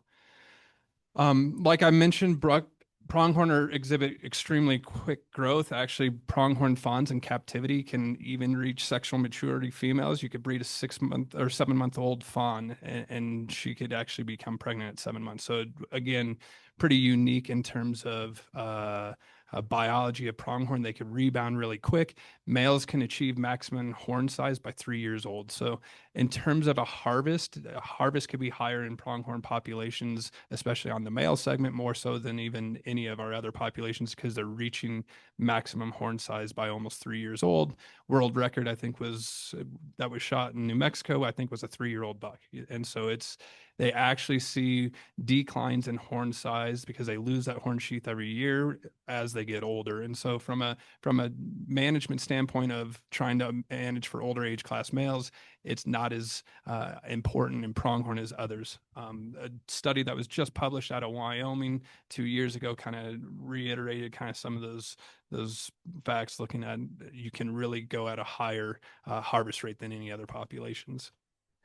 Just looking at this and want to kind of point out again, licenses sold to 2024 versus 2025. It's in the same rule cycle, but what we did do, recognizing the kind of decrease in the pronghorn population in the Northeast, we reduced the public draw licenses by 20% in a lot of our Northeast game management units. Those are almost all the ones to the east of I-25 up to the Colorado border down to I-40 roughly, and also implemented a cap on private land licenses at that same time.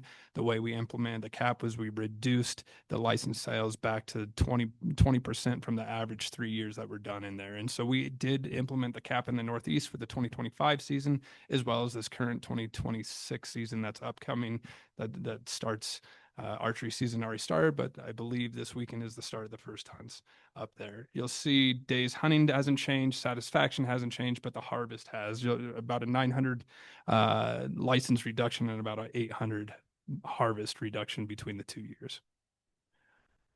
Just like the other species. And again, as I mentioned at the start, we'll have to clean this up with the manner and method rule at the November commission meeting, just to implement the things you changed in the other species, requiring the purchase of a license a day prior to the hunt and not being able to buy a license once the hunt has started if it's less than 6 days. A ranch registration process, just like we talked about for deer and other species. We looked at adjusting the seasons where necessary. And one thing I want to point out now before we get to the end, the rule we posted online, the first pronghorn hunt across the state that would occur August 28th. It should be August 28th to 30. 3-day hunts. These are always 3-day hunts. In 2027, we have it as August 28th through 31st. It was a copy and paste error in the rule to where that made it 4 days. Just for the 2027 hunt, and the rest of the years it's a 3-day hunt like we've been doing for years. So we'll ask the commission for a amendment at that, or in your motion, to kind of adjust that across the rest of the season. Again, we are 3-day hunts on those and have been historically meant to do that. That's been the process. We never planned to change it. It was just an error on the copy paste on those specific dates. The other thing that we're proposing doing, we had female immature licenses across a lot of GMUs in the Northeast previously. We're proposing to make those up to, depending on population performance. So instead of having those in rule guaranteed on the draw every year, we'll make them an up to decision based off of pronghorn population performance, similar to what we do for bighorn sheep, what you all adopted for ibex, et cetera. We'll adjust that on an annual basis with a cap up to, but depending on where the population status is. It's a little bit hard to see in terms of the colors, but kind of looking at the different, more or less, populations of pronghorn across the state. We had a pretty good decline. We started to see a little bit of an increase. It'll be interesting to see what happens after this year's drought. Definitely a drought across, but we had some decent hiding cover for fawns coming into this fawning season. I think that's an important thing, is drought timing is maybe not that same year where we see the impacts. It sometimes carries over a year post. And so doe condition be in worse shape the following spring, or there's not hiding cover just because we had lack of grass growth in that previous summer, fall, and it impacts summer hiding cover, spring hiding cover for fawns the next year. So keep monitoring that through time. But again, as we kind of went back, long-term drought and adult female senescence probably drove the Northeast population decline. Just didn't have the fawn to doe numbers. Buck to doe numbers have continued to remain above 20 to 100, which we'd like to see. That included after we eliminated the female immature hunts and reduced the mature buck tags by 20% and implemented the cap on the private land tags of 80% of the average license sales. So in terms of the Northeast recommendations, we want to maintain that reduction that we implemented in 2025. So the public hunts would remain 20% below the current level. That's in rule, and maintain those caps that we've implemented in the Northeast over the last 2 years. One thing we are proposing is opening GMU 48 to hunting with 47. It wouldn't increase licenses or anything, but it would allow someone a combined 47, 48 public draw hunt to hunt on those areas. No more hunters again. It would just be allowing that. The other proposal was in the Tres Piedras herd in 452, 50 and 51 for private, is shift that rifle hunt back to a muzzleloader hunt in that, and based off public comment throughout this rule cycle, and then cap the licenses and redistribute some licenses to align with the draw. So for example, we kind of talked about it the last time we had a lot, we have some units, we have 3 pronghorn hunts, first rifle, second rifle, third rifle. What we saw in private was the majority being sold maybe on the first rifle hunt, not many on the second, or none on the third. We redistributed those to kind of match our distribution of licenses on the public, so it matched a distribution across the landscape on hunts across there. So just looking at the Northeast, some of these GMUs are combined Northeast, Northwest, like 843, for example, but you'll look where our changes are. Those changes are all those asterisks, those where we did that 20% cap beginning in the 2025 license year. And so that's what you'll see for the public draw license. We're still proposing maintaining that cap. And again, also, or that reduction of 20%, and also then making those female immature hunts and up to in those GMUs. In terms of the private land, you'll see it's less than what the average licenses are sold. That's because of those GMUs with the asterisks. We reduced that from 20% in the 2025 year license year. We're proposing moving forward with that and those same license numbers sold that we've been selling the last 2 years on those caps. In the Southeast area, our population has been fairly stable. Southeast probably caught more rain than other places in the state in the last few years. You'll see that on our fawn to doe ratios too, is about 33 to 100. We've been doing extensive fence modifications throughout there based upon some of our GPS data that we had as well. Really no changes in there except for working with McGregor Military Range. They control access. They want to have reduce those hunts on the military range from 7 to 2 apiece, and then capping those private land licenses and redistributing them like we did just discussed. So you'll see that's the one change on the public hunt is on the McGregor, no changes on the other. Caps but more or less stay the same on private land as well. Southwest area, we discussed this at the previous 2 meetings. We're seeing a different timing of birth on fawns in the Southwest area. Later fawning, meaning later breeding, right? Probably when we're having hunts in there. So we were proposing moving those hunts to later start dates under this rule cycle. And those are the proposed dates that you'll see there. Moving those back into September and October for those hunts in the Boot Hill 21, 22, 23, 24, 25, 26, 27. No changes in the license numbers, just shifting those, and then you'll see the proposed caps in there as well. And then in the Northwest, not a lot of pronghorn in the Northwest, but one of the things that we are proposing doing is we did translocate pronghorn to the Elbar Wildlife Management Area about 5 years ago now. We're thinking that population might be able to start opening up to hunting during this rule cycle. So we're proposing an up to 5 youth licenses for pronghorn on the Elbar during this rule cycle, and then capping the private land licenses like we did, and aligning that. And so again, the only change there is the new up to 5. That's why it says percent change 0. It may be 0, it may be 5. So it has the potential to be 100% increase, for example. We'll just see because there has not been a hunt on Elbar. And then the private land caps across the Northwest. Public outreach, we had, like the other rules, we had the 2 hybrid meetings. We had about 40 people in attendance, and we had, as I mentioned, 48 comments submitted during the rulemaking process. And just like some of the other, you have both support and opposition in some of those, but for the most part, you'll see quite a bit of support in the different proposals that we had there. And then we had, just like others, comments that were not pertinent to the rulemaking process on draw quotas, et cetera. And with that, I'd take any questions. Gus Wood, aren't you coming up?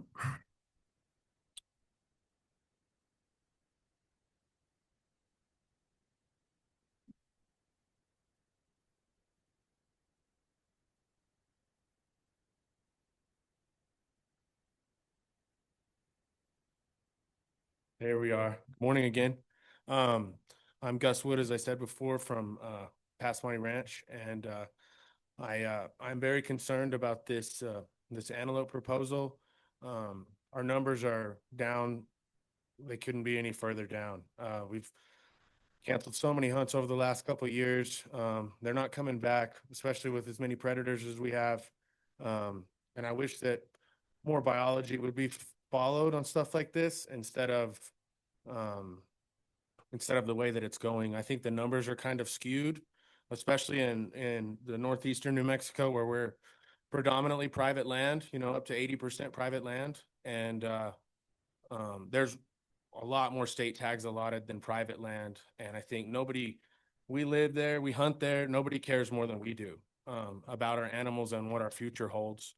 And I'm very, very concerned about the way it's going. And I would hope that you guys would consider that and cut all the tags back a lot, or antelope won't be a thing in our future, in our area. And I truly believe that. And I think we're kind of going the same route that Wyoming has done. And Wyoming moved all their tags to over the counter, and they went from one of the top pronghorn places to hunt in the world to not even in the top 10. And I think that's where we're headed unless we change things drastically. And I appreciate your time and taking our consideration. Thank you. Thank you, Gus. Kurt Kennedy.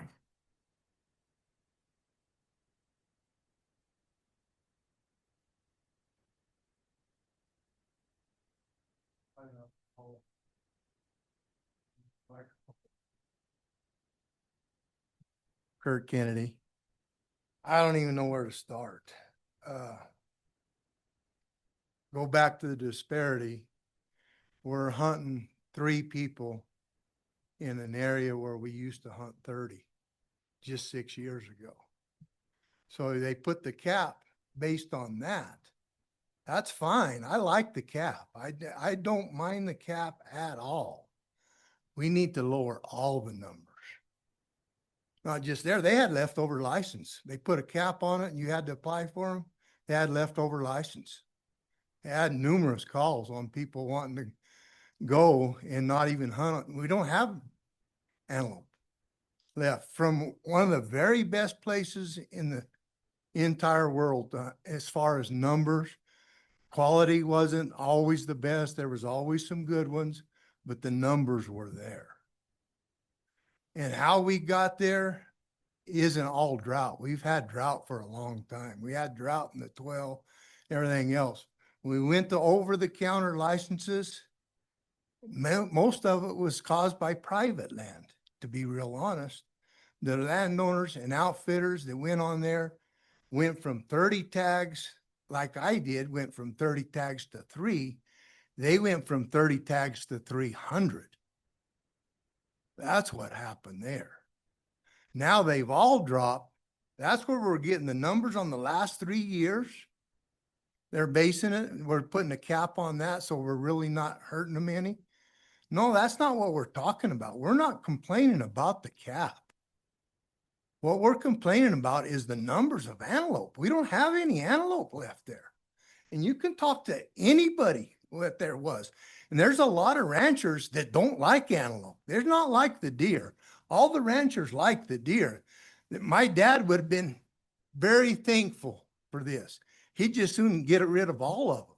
I'm not one of those people. And if we want to have antelope left, or I mean, where their natural habitat, there used to be thousands of antelope. Everyone complained about them. Now there's not any. It's been the biggest change I've ever seen in 48 years in the hunting business. And I've seen a lot of changes. The deer are different. The elk coming in, the drought may be on part of it. The hunting doesn't help on part of it. But the antelope, I think it was directly related to the over-the-counter licenses. I don't know why we switched from the A+. We could have tweaked that a little bit. And that was the fairest way. I'd like to do that on all of the species. Elk, antelope, deer, all of them. Base it on a ranch by ranch base. Thank you, Kurt. Anyone online? Mr. Chair, there's one person, Cody. Go ahead, Cody. Can you identify yourself, please? Good afternoon, all. This is Cody Krieger. Thanks for having me. I just wanted to start by saying I was fortunate enough to gain permission on private land and harvest one with my bow yesterday. Otherwise, I'd be there in person, but I'm taking care of it today. And I just don't think things like that will happen for the average Joe switching to ranch registration, just like we saw with elk going to secondary ranch registrations to get a tag and whatnot. Though I do support tag caps. Absolutely, the numbers are not looking good at all. And I think another thing we can do for numbers and opportunity, especially going with ranch registration, it's gonna be the ranches that actually do it for hunting business and whatnot. You know, the local guys that are just running cattle, whatever, small, medium-sized ranches that aren't into the hunting and everything aren't going to register ranches. Not going to want to, or just not have anything to do with it. They don't hunt it anyways. But for example, there's 5 archery tags in my home unit, but there's like 3 rifle hunts, I believe there is. That'd be a way to increase or lower harvest too. Maybe instead of having all these rifle hunts all over, why don't we put a couple more archery tags, a couple more muzzleloader tags? Most of the pronghorn hunts don't even have muzzleloader hunts. So those are some ways I think to reduce harvest as well, and increase opportunity for the regular Joe that just wants the opportunity to hunt. And as we all know, pronghorn's one of those ones that's you're probably not going to draw it anytime soon. But yeah, something to think about. So the average hunter that doesn't have thousands and thousands of dollars to buy an opportunity to hunt pronghorn when all the ranches go to ranch registration can still have a shot. Maybe some more primitive weapon hunts. That's all I got. Thank you, guys. Thank you, Cody. Is anybody else? Commissioners? Commissioner Clemente? Based on the comments of the public, obviously we get a lot of emails, and I appreciate all of those comments, all of those emails, and you hear both sides of the story. Can you explain a little bit, that way it's more clear, why are you putting these caps and what are you going to do with those caps number in the future that it will benefit the management of the population? Yeah, Mr. Chair, Vice Chair Clemente. So part of the caps, there's a few things, right? And so the ranch registration and caps came into it, as we discussed early on. Some of the discussions came about private land over the counter tags for deer and pronghorn. You could just go buy it. You could actually buy it on your phone and go hunt and not have to even gain landowner permission prior to. And so there was definitely some cases where law enforcement found where someone was never intending to hunt private land and caught people hunting public land with a private land only license and never got that. So ranch registration came into effect, or what we proposed into effect, so that kind of curbs some of that. They have to work with a landowner prior to getting that license and buying it over the counter.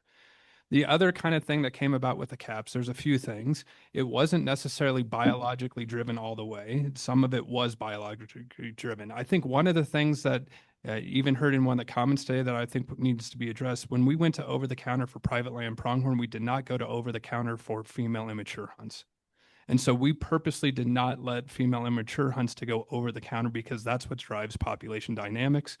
We went through, and I didn't do it in this presentation, but we did in the previous 2 in pronghorn, some of the radio collar data from Southeast Oklahoma showing some of the fawn survival that basically during this drought went from 40% down to 2%. And so it was driven by fawn survival and some doe survival. Doe survival was actually fairly high in the last few years, 80% in pronghorn, because they twin, 80% is not too bad. So the caps were a function too of ensuring that we maintain the buck to doe ratios. But the other aspect that we keep hearing, and we don't have the answers to, ranch registration and caps will now allow this, is one, you're not going to have people that don't have access to private land, that haven't negotiated something with the landowner, buy a license and then go hunting. 2, the other complaint we heard was my neighbor or this outfitter or this person down the road is killing $50 on that piece of property and I'm only killing 2. Like, we didn't have a way to say where that pronghorn was potentially coming from under the current system, because we didn't have a registration process. We just knew over the GMU level where that license was being bought, who was being bought. So we couldn't answer that question. So there was some of that from landowners that came in that said, look, we would really like to see that.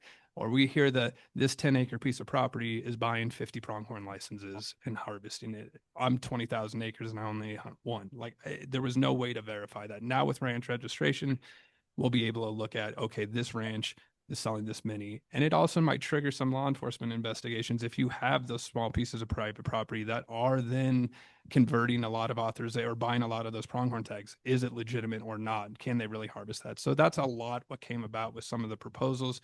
From a biological perspective, again, a lot of the population dynamics, because we're not harvesting females. We cut female harvest out of the Northeast 2 years ago, is not being driven by harvest. It's being driven by something else than harvest. And with pronghorn, shorter lifespan, much shorter lifespan, reducing harvest on the male segment of the population, again, two parts. They don't live very long. So they may not live through when you're not harvesting them and then come back on.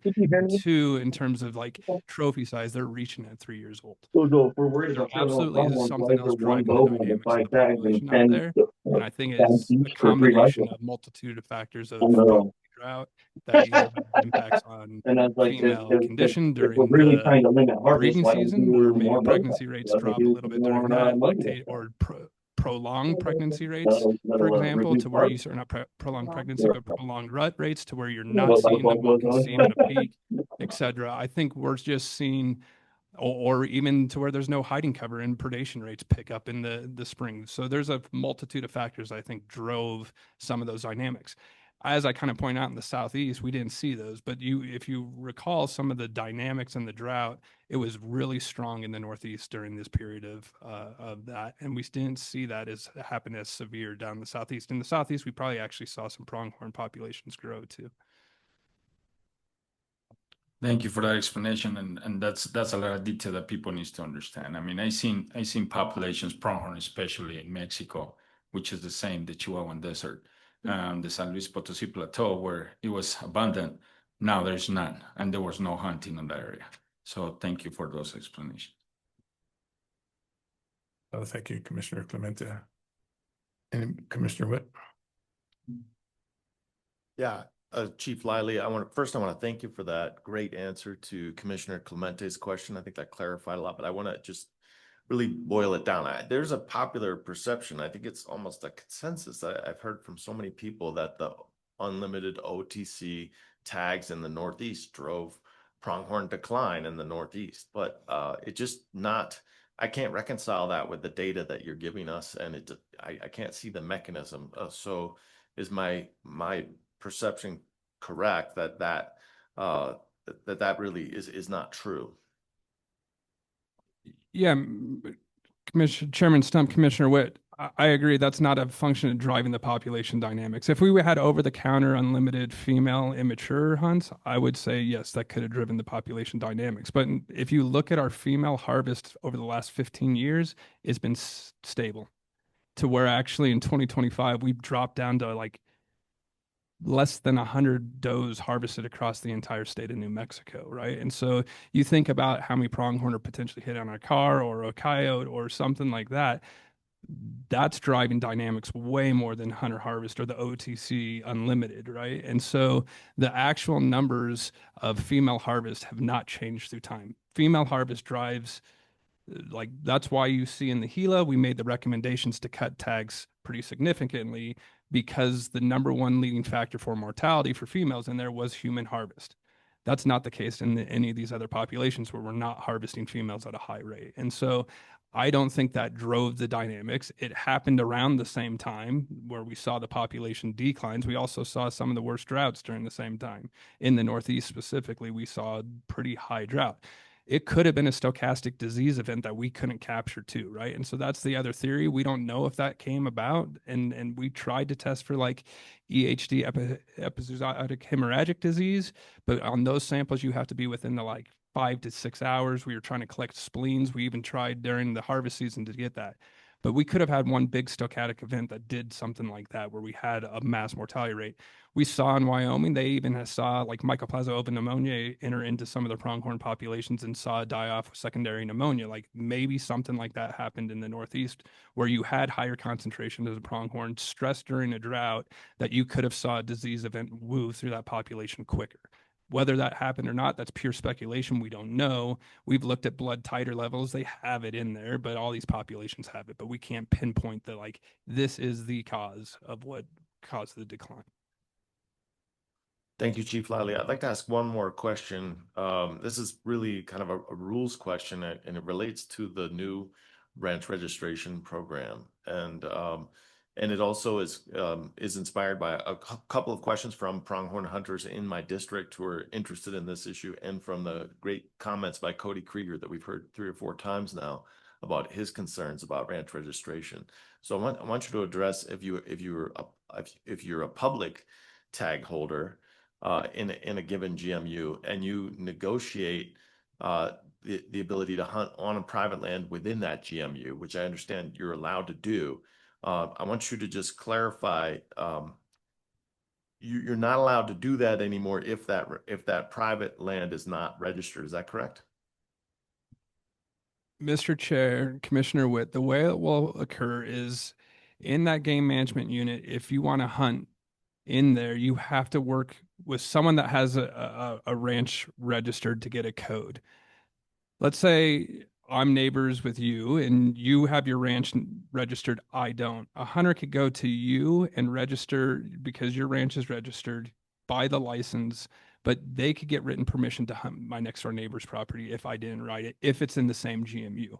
You have to work through a registered ranch owner, first of all, to go anywhere within that GMU, but you could hunt other lands that are unregistered with written permission off that registration. That doesn't happen as much. It's the same thing that happens with secondary management zone elk right now. The other aspect is, let's say I'm a public hunter, work with this landowner and say, hey, look, and the landowner just says, I haven't done that. I don't register it. The landowner could actually work with the hunter, or the hunter could work with them to register that ranch for the landowner. That registration process, we're not trying to make it onerous. We're not trying to map it. We're not trying to do like we do with E+, where it's an allocation based and you have to be in by a certain date. We want the ability to have landowners to be able to come to area offices or their designated contacts to be able to come in, register the ranch, and buy. And so it doesn't have this deadline that says you have to get it in January 1. We'll have that open registration process. So if it wants it, again, a lot of this is to curb some of the, and I understand Mr. Cody's concerns about if it's not registered, there's just not the ability. I think there's a lot of like in that might be where a hunter, if they're interested in that, start working with that landowner to try to register that ranch. And that could be they could be that authorized ranch contact for that ranch owner if they want. Okay, that clarified some of what I'm interested in, but and maybe I'm misunderstanding this, but like the Northeast region has 1,500 public tags, right? Those are allocated in a draw, right? Mr. Chair, Commissioner Witt, opposite. 800 public tags, 1,500 private tags. Okay, so I'm talking about the 800 public tags. So those people did not go through a registered ranch to get their tag. Now, but they are allowed to negotiate hunting on private land within the same GMU, correct? Mr. Chair, Commissioner Witt, that is correct. If with that public draw tag, it's not limited to public. It's public land where legally accessible and any private with written permission. And it doesn't have to be a registered ranch. Ah, that's what I really was getting at. But some of the concerns expressed by Cody Krieger, I think, are addressed by that, because he was worried that the ranch registration process would reduce his ability to get a public tag and then negotiate hunting on an unregistered private land. And you're saying that is allowed. Mr. Chair, Commissioner Wick, that is correct. If you draw a tag, it's valid on, like I said, anywhere within the GMU on public land where it's legally accessible or on private land with written permission, regardless of registration or not. Excellent. That answers my question. Thanks, Chief Lively. Thank you, Commissioner Witt. Thanks for the clarity, Stuart. Anybody else? Commissioner Lopez. Mr. Chair, Chief Lively, can you explain the impact that's going to happen in GMU4? There's a lot of OTC tags there in the past, right? And then now we're going to remove those, and we did some changes with the rifle and muzzleloader hunts. And GMU Unit 4 encompasses one of the highest populations of antelope that we have, and while it goes into 51, step 50. Yeah, Mr. Chair, Commissioner Lopez, let me get to the specific. So if you look here in 5052, right, 4 is entirely private land. This is the public draw licenses, proposing no changes in the public draw licenses. There was one public rifle hunt that we're moving to muzzleloader. In terms of the private land, if you recall, we had a cap of 15 on the rifle licenses in there. The rest were unlimited. So if you look at 45052, where it says 50 on the cap, that's the average sold. Excuse me, on 2023 through 25, we had 50 licenses sold on average, including those 15 rifle licenses. We're proposing moving that cap, now that we're moving that to a muzzleloader hunt, moving that to 79. Success rate should be lower. That 79 cap is more than what's being out there right now across those GMUs, but it will be muzzleloader only. So in terms of the number of authors or licenses that could potentially be purchased, there's going to be more in there for that population than there was under the previous rule, because moving from the rifle to the muzzleloader. The Placed by 79. Mr. Chair, Commissioner Lopez, yes. And the ranchers in 450 and 52, they're going to have to register. Mr. Chair, that is correct. So if someone grabs, so 51 is not going to have any tags at all. Mr. Chair, Commissioner Lopez, I believe 51, and I think that might be left. It would be the same GMUs combined in that 450, 51, 52. I think it's just missing in that table there. Okay. But in the rule, it's 451, 52. I do know a couple of those, a lot of those antelope up there from the high top of Tres Piedras do migrate down into 51. Of course, it's only separated by a highway. They go down a little bit further. But you're saying that the cap for all that's going to be 79. Mr. Chair, Commissioner Lopez, yes. Now, I do have a question, and I've spoken this years before, Chief Lively, and it might be, it is the 11th hour, but has the department ever considered reintroducing the antelope back into the Mejas de las Viejas, Abiquiu area at all? We used to have them 30 years ago. They moved them out. We talked about a couple of years ago getting them back in. It's prime habitat for them. Mr. Chair, Commissioner Lopez, I think we're always looking at potential translocations of pronghorn across the state. The issue is we don't have source populations right now. And so our source populations historically have come from the Northeast. And so that population decline has really hit the ability to do translocations. For example, like on the Elbar, that came from a translocation about 6 years ago before this decline into that area. So absolutely, if we had the right conditions to move them into and we had a source population. Right now, just with the way pronghorn populations in the Northeast, we don't have those large source populations to pull from. But if that comes available in the future, for sure. Thank you, Chief Lively. Mr. Chair. Anyone else? Thanks, Chief Lively, for all that clarification. I think it was important for me to hear that we're not hunting females, and that is the driver. So, thank you for another great presentation. Those that registered and participated in the hearing will be included on the attendance sheet. At this time, the attendance sheet shall be marked and admitted as exhibit number 7. The comments committed and testimony heard during this rule hearing will be reviewed by the commission and discussed during the open session of today's meeting. Commission will vote on the proposed rule at that time. I would like to thank everyone present for the participation today. Let the record show that this rulemaking here was adjourned at 11 a.m.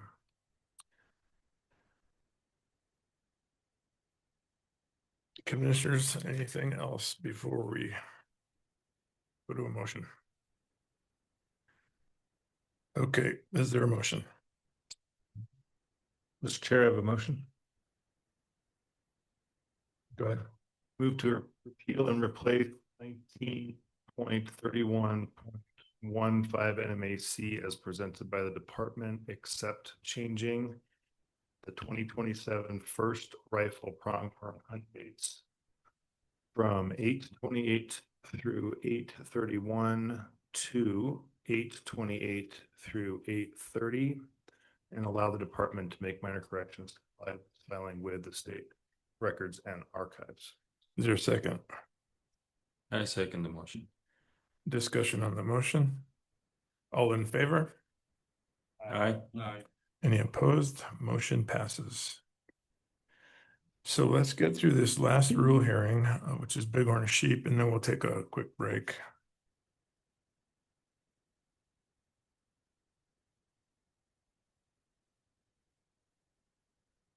So agenda item number 11 is the Bighorn sheep rule hearing 19.31.17 NMAC. This hearing will please come to order. My name is Richard Stone, Chair of the Commission. I will be serving as a hearing officer and be advised by the Commission's counsel. This hearing is being conducted in accordance with the provisions of the Game and Fish Act and the State Rules Act. This hearing is being audio taped and video recorded. Anyone interested in a copy of the audio tape or video recording should contact Darren Vaughn with the Game and Fish Department. Public notice of this hearing was advertised in the New Mexico Register, the New Mexico Sunshine Portal, and on the department's website.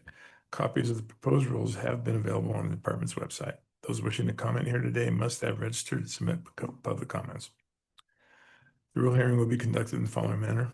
Staff will present pre-filed exhibits. Exhibits admitted to evidence are available for review by the public on the department's website. After all exhibits are entered, we will proceed to the presentation of the proposed rule, after which testimony will be taken from the audience. Participants are asked to wait until they are called upon to speak in order to ensure that the hearing is accurately recorded. Only one person at a time shall be allowed to speak. Any person recognized to speak is asked to identify yourself by name and who you're affiliated with. For the record, each time you are recognized, speak loud and clear to accurately record your comments. After a person is offered comment, they will stand for questions from the hearing officer. The audience may also ask questions of anyone offering comments after being recognized by me. These hearings are not subject to judicial rules of evidence. However, in the interest of efficiency, I reserve the right to limit any testimony deemed irrelevant, redundant, or unduly repetitious. Commission will discuss the proposed new rule at the public comment portion of the hearing. Final commission action, including adoption of the rule, will occur after the conclusion of the presentation of the public comment period of the hearing. In the preliminary matters of hearing item number 11, Bighorn sheep 19.31.17 NMAC. This hearing is now open. Chief Lively, any exhibits? Mr. Chair, I wish to submit 6 exhibits. Exhibit 1, the notice of the rulemaking posted on our website in the Sunshine Portal. Exhibit 2, the proposed rule that has been posted to the websites. Exhibit 3, the presentation I'll be giving today. Exhibit 4, the summary of the proposed changes. Exhibit 5, the technical information we relied upon when developing the rule. And Exhibit 6, the 29 public comments received during the rulemaking process. Exhibits 1 through 6 are admitted into record. Go ahead and introduce proposed Bighorn sheep rule. Stuart. Yes, Mr. Chair, this will be fairly quick on this rule. Pretty minor changes to Bighorn sheep on this. What we're proposing is specific Manzano's ram. We have not hunted this population before. It's in GMU 14, GMU 18. Most of 90% of the radio collar data show that they spend their time on Tierra Grande lands. Tierra Grande is kind of a land corporation. We've worked with them to create a hunt agreement to allow access onto Tierra Grande lands for public hunters to hunt their lands on a 50-50 basis. So 50% of the licenses are private, 50% are public. Public get full access to the Tierra Grande lands to hunt. We've have proposed 2 different hunt periods, October 1 through 15 and 16 to 30, with the start date of potentially looks like next year, depending on as long as population performance. As you know, on our Bighorn sheep, it's all up to numbers on all of our licenses, both on ewes and rams. We're proposing keeping that same. We make that assessment on an annual basis.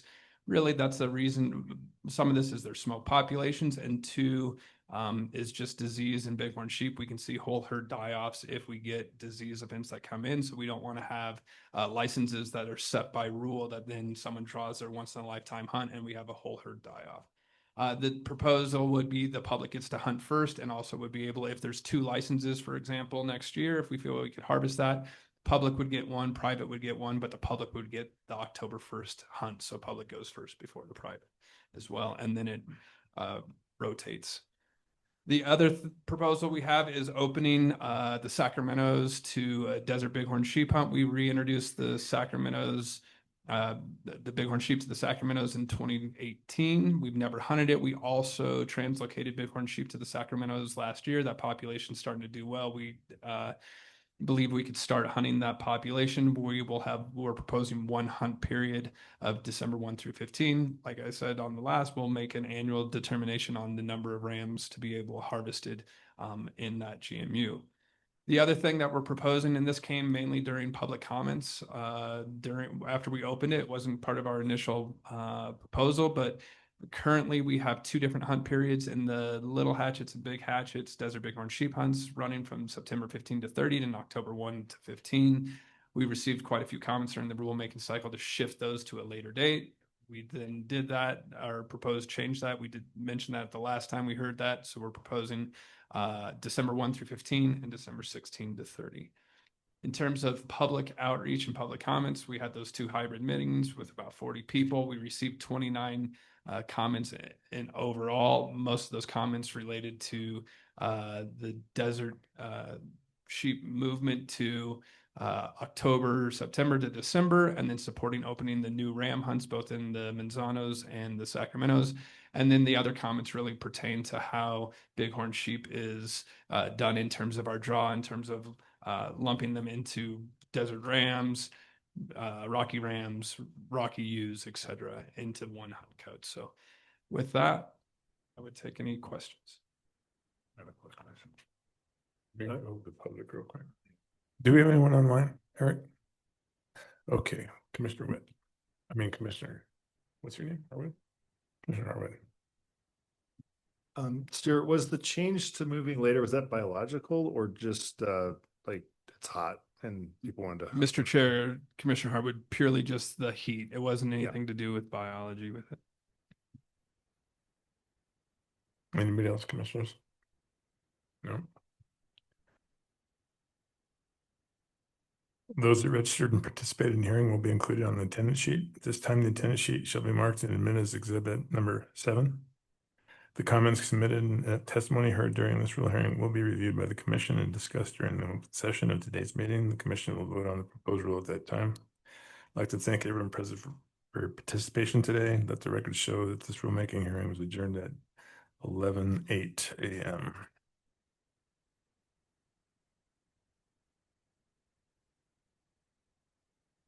Commissioners, is there a motion? I so move to repeal and replace 19.31.13 NMAC as presented by the department and allow the department to make minor corrections to comply with filings. This rule with the state records and archives. Yeah.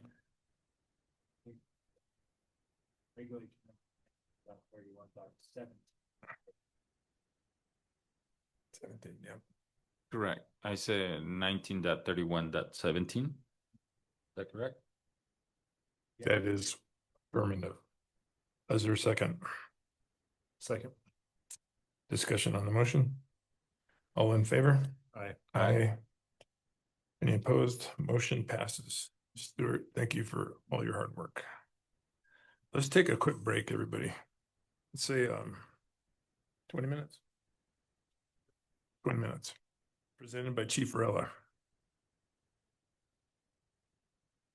Commissioners, agenda item 12 is the department is seeking a fiscal year 28 budget request approval. These next two slides describe a brief overview of the budget process and timelines. During the months of July and August, the department prepares the budget based on direction from the governor's office. We seek approval from the State Wildlife Commission at this meeting in August. During the months of September through December, the budget request is submitted to DFA and LFC on September 1st as statutorily required. The budget requests are analyzed by DFA and LFC and they prepare recommendations. In October, generally, we have preliminary hearings on the budget request, which are conducted by the Legislative Finance Committee. Then in January and through March, the budget goes through the legislative process. It is based on recommendations from DFA and LFC. Those recommendations are published. The recommendations are analyzed by DFA, LFC, and the Department of Wildlife. That looks through the legislative process. And once it is approved, it becomes included into House Bill 2 and approved by the governor. And through April through June, the department prepares the operating budget based on that approved budget that went through the legislative process, and it is submitted as an operating budget. This is a review of the department's budget. categories. It is based on 4 categories. There's the 200 category, which is personnel services and employee benefits. The 300 category, which is contractual services. The 400 category, which is the other category, which includes tangible goods, maintenance, software, habitat restoration, land improvements, advertising, etc. And the 500 category, which is other financing uses. This is generally transfers to other agencies. In our case, we transfer funding to the Office of the State Engineer for Ute Lake and for Eagle Nest Dam. The budget is based on the following funding sources.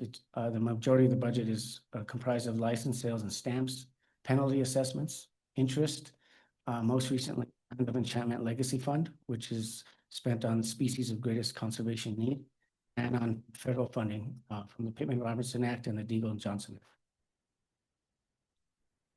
A brief overview of the overall department budget for fiscal year 27, which is the current budget that we are in right now. The current budget is 62.6 million. Generally speaking, 2/3 of the annual revenue comes from license sales. 1/3 of the annual revenue comes from federal grants. 57% of the annual budget is personnel services and employee benefits, and 43% is contractual services and other costs. So the fiscal year 28 budget request is 65.3 million. That is a $2.4 million increase from the fiscal year 27 budget. It is based entirely from Game Protection Fund and is spread across all 4 programs. It supports 320 FTE. It is $65.3 million, 33.7 in personnel services, 5.5 in contractual services, 25.8 in the other cost category, and 182,000, which is the amounts that's transferred to the Office of the State Engineer. The department request also includes funding from the Land of Enchantment Legacy Fund, which was established in the 2023 legislative session. And this funding is spent on species of greatest conservation need. The total budget for the Land of Enchantment is 4.2 million and is allocated at 696,000 in personnel services, 1.2 million in contractual services, and 2.3 million in the other cost category. The next couple slides will describe the budget by division. The first division is our Wildlife Management Division. This is our largest division budgetarily. It supports wildlife management areas, depredation, and habitat restoration. It supports 64.5 employees and a total of 18.2 million. 6.6 million in personnel services, 2.2 million in contractual services, and 9.3 million in other costs. The next division is our Fisheries Management Division, which supports all of our hatchery operations and research and management of fisheries operations. It is 67.5 employees, a total budget of 12 million, 6.3 million in personnel services, 1 million in contractual services, 4.4 million in other costs, and 182.3 thousand in other financing sources and uses, which again is sent to the Office of the State Engineer.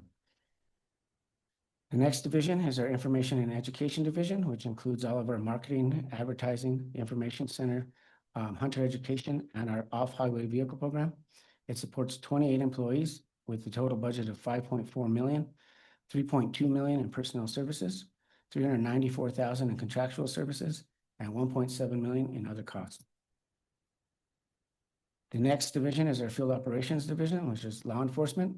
It also helps enforcement with guides and outfitters, permits and revocations. It supports 100 FTE. It is 14 million for the overall budget, 10.4 million in personnel services, 98,000 in contractual services, and 3.4 million in other costs. The next division is our Information Services Division, or our IT division, which supports our in-house licensing systems, as well as overall support for the department. It supports a total of 16 FTE. The total budget is 3.2 million. 2.2 million of that is for personnel services, 80,000 for contractual services, and 857.9 for other costs. The next division is the Director's Office, which supports overall policy and direction of the agency. It supports a total of 6 FTE. The total budget is 1.1 million, 862,000 for personal services, 96.8 thousand for contractual services, and 160,000 for other costs. And the last division is the Administrative Services Division, which supports our licensing functions, facilities management, it supports all of our financial operations, including the overseeing of the audit. It supports a total of 26 FTE. The total budget is 6.4 million, 2.7 million in personnel services, 288,000 in contractual services, and 3.4 million for other costs. And with that, I will stand for any questions. Commissioners. Sure. Commissioner Lopez. Thank you for emailing me the commissioner requested earlier this week. I have a question. Can you get into a little bit, you just had a license fee increase at, okay, a month ago. We have not yet seen the revenue again coming here, but can you change the deck what we're looking at? Mr. Chair, Commissioner Lopez, so far the increase in total revenue of that projected amount for our license fee increase has been $2 million. That's just from the draw. Our projected amount of 8 to 10 million, we will start seeing during this hunting season when we sell more over-the-counter licenses and private land licenses. And that's where the majority of the additional funding will come from. Thank you, Commissioner Lopez. Anyone else? Commissioner Witt? Go ahead. Thanks for the excellent presentation, Chief Varela. And yeah, the budget it looks really robust and really well prepared. And thanks for answering my questions about it when we met the other week. I wanted to ask about one point in the budget summary document in the Wildlife Management Division. It says that we're creating a new SGCN branch within the wildlife section. I was just wondering if this, how that branch is organized and budgeted, specifically, if you can provide any more details on that. Yeah. Mr. Chair, Commissioner Witt, I would defer to Stuart for a little clarification on that program. Mr. Chair, Commissioner Witt. So yeah, when that money, the grow money that came into play last fiscal year, we kind of created a new program within that's SGCN specialist. We moved a position to a program manager that then oversees 4 biologists that are new SGCN biologist specific, but also took in our herpetologist as well under that person. So that person oversees 5 positions for SGCN specific that came about because of that grow money that was mentioned. And then the SGCN supervisor as well. And so that sits underneath an assistant chief within Wildlife Management Division over our wildlife section that oversees our program manager for big game, birds, etc. So the SGCNs on the fishery side, are they separate, or is there is that branch kind of combine fish and other fauna? Mr. Chair, Commissioner Witt, so we create 8 new SGCN positions, 4 in wildlife, 4 in fisheries. So the fisheries SGCN folks are supervised by the fisheries division as well. These are the wildlife management division folks are supervised out of WMD.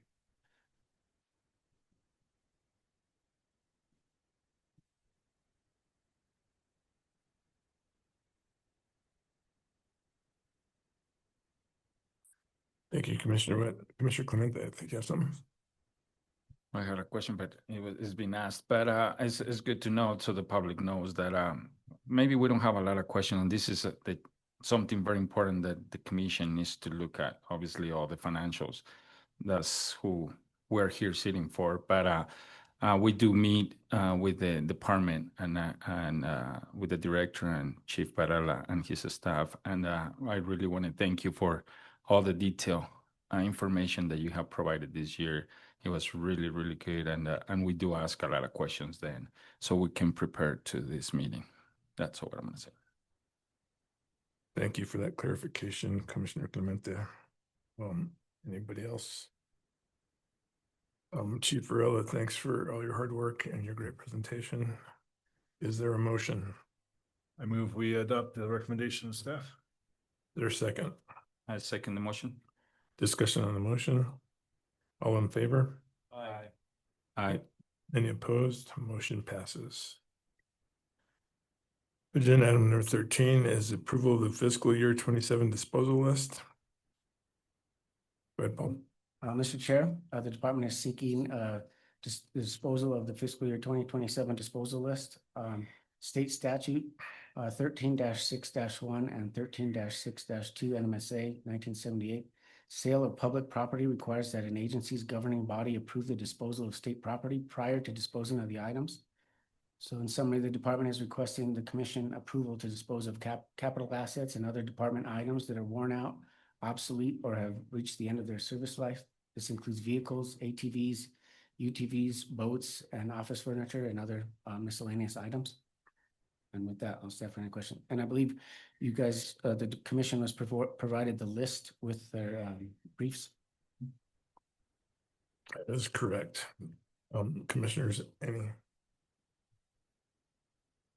Okay. Commissioners? No? Is there a motion?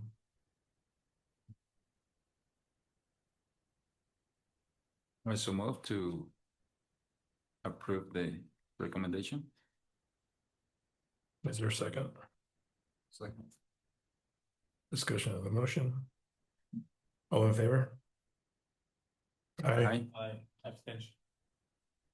Motion passes. Any opposed? You abstain. Thank you. Motion passes.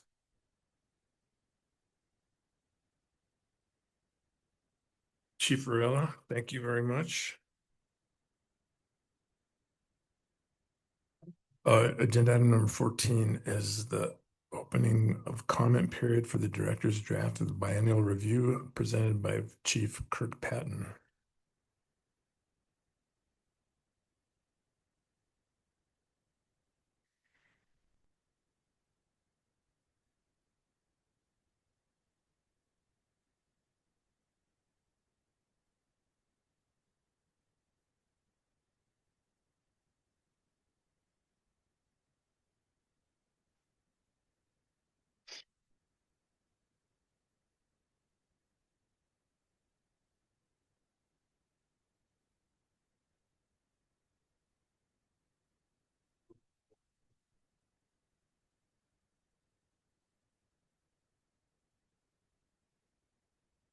Good morning, Mr. Chair and Commissioners. Yes, today I'm here to continue the process associated with completing the statutory requirements associated with the biennial review as required by the Wildlife Conservation Act. As a reminder, the Wildlife Conservation Act is essentially New Mexico's version of the Endangered Species Act. It is the act under which we list threatened or endangered species as needed for under New Mexico law. Earlier this year, I presented to you the start of the process for completing the biennial review. It involved opening up a 90-day comment period, and during that was back in March. In July 6th of this year, that comment period expired. We received no comments from the public. Since that time, our biologists have been completing the draft biennial review. At this time, we have made no recommendations for any change in status. One thing to point out is during this biennial review process, we are not adding species to the list or removing species from the list. This is essentially a review of whether you need to uplist or downlist a threatened or endangered species. So today, what we are asking of you is your approval with proceeding with opening up a 14-day comment period for the draft review. And see if we get any comments, we may or may not make amendments to the draft. And I will be back in front of you at your November meeting seeking formal approval of the final review. Thank you. And I'll stand for any questions. Thank you, Chief Patton. Do you have a question, Commissioner Harwood?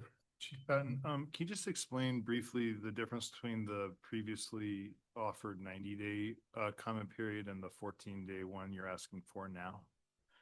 Yes, Mr. Chair and Commissioner Harwood. The process starts off with seeking input from the public that could assist the department with it's essentially seeking new information that could help us with drafting the review. Once that closes, we begin drafting the actual biennial review, relying upon information we have in our files as well as what the public may have provided. Once that's drafted, then we begin the 14-day period on the draft review or the draft biennial review itself. Thank you for that. Were you surprised that there were no public comments in the 90-day period? Mr. Chair and Commissioner, I think this is my third time overseeing the biennial review in my time as chief. And I've seen others through the years. It's usually pretty thin on comments from the public. Do you think we can take from that folks are generally happy with the process, or do you get other comments throughout the rest of the process? Mr. Chair, Commissioner Harwood, I would say it indicates that we have a pretty good handle on the status of these species out there, and that there isn't anything in particular that the public has observed over time that we are missing in our review of the status of these species. Okay, thank you. So you're planning on bringing it back at the November meeting for final approval? Is that right? Mr. Chair, Commissioner Harwood, yes, we will seek final approval in November. And is that something that ought to be final before the end of the year? Is that the general framework? Mr. Chair, Commissioner Harwood, it would be within the 2-year time frame that we are supposed to complete a biennial review, yes. And does that 2-year period end at the end of this calendar year? Mr. Chair, Commissioner Harwood, I am not exactly sure when that period ends. Okay. But we initiated this I believe within the time frame of when we were supposed to, that 2-year time frame. Okay, well, let's make sure we understand whether the November meeting is an appropriate deadline for commission action, since we'll be coming to the end of our terms shortly thereafter. So we can touch base before the November meeting just to make sure everyone's clear on what's being asked of the commission ahead of the end of the year. Mr. Chair, Commissioner Harwood, duly noted. Thank you. Thank you for your presentation. Thank you, Commissioner Harwood. Anyone else? No? Okay. Thank you for your presentation, Kirk. Anyone online? Mr. Chairman, I think we need a motion for you to open the 14-day comment period. Yeah, well, I'm just saying if there's any. Sorry, I thought you were moving on. Is there a motion? Looks like we have somebody.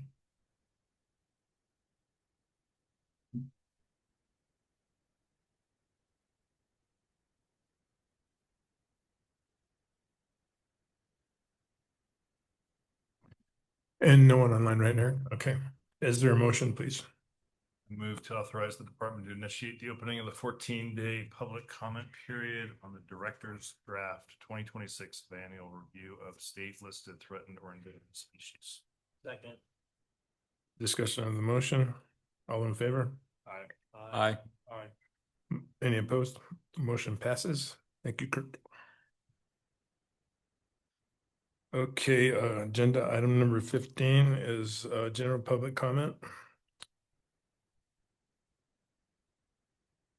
It's the second of our two.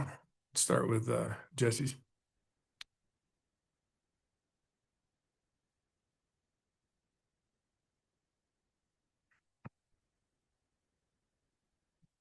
Thank you very much, Mr. Chair. Thank you, commissioners. Just want to say a couple words about the value of wildlife management areas. I really want to thank this commission and the agency for the incredible work that's been done recently on expanding our suite of wildlife management areas, and also on the work being done on our existing WMAs. Our wildlife management areas are exceptional opportunities for both wildlife and for people. I'd like to extend the condolences to the dedicated staff member who passed while doing this really incredible work on behalf of New Mexico Wildlife Federation. Our thoughts are certainly with the family. Vice Chair Clemente earlier this year attended an event that the New Mexico Wildlife Federation had at the Mimbres River Ranch Wildlife Management Area, where we hosted essentially a conservation career day. Brought a bunch of students from Deming High School to learn about what a career in conservation would look like. And it was just a fantastic event. The feedback we received since then is just, it's incredible. And we're looking to expand that program and spend more time doing that type of work on our WMA. So thank you very much, Vice Chair Clemente. Not too long after that, I was able to take a tour of the Elbar Wildlife Management Area with Chief Liley and also conservation leaders from both Acoma Pueblo and Laguna Pueblo. And the work that's being done at Elbar, it's really, really impressive. And the wildlife restoration that's going on and the pronghorn reintroduction and the prairie dog reintroduction, it's all fantastic. And the opportunities that these areas provide to New Mexico residents, hunting opportunities and non-hunting opportunities alike, are just superb. They are really, really fantastic. And Chief Liley mentioned very briefly during the mule deer hearing about the newest wildlife management area. I don't know if the name's official yet. We're referring to it as the Membreno Ranch. And this is just a spectacular property. I know Commissioner Witt spent some time down there. One of my board members, who's a PhD wildlife ecologist, spent some time out there. And it's just incredible what's being done in our state with regard to the wildlife management areas. And so I just really, really want to commend the agency, all of the biologists who are working on it, the land managers, and the commission for that really incredible work. So keep it up and thank you very much. Thank you, Jesse. Gus Wood.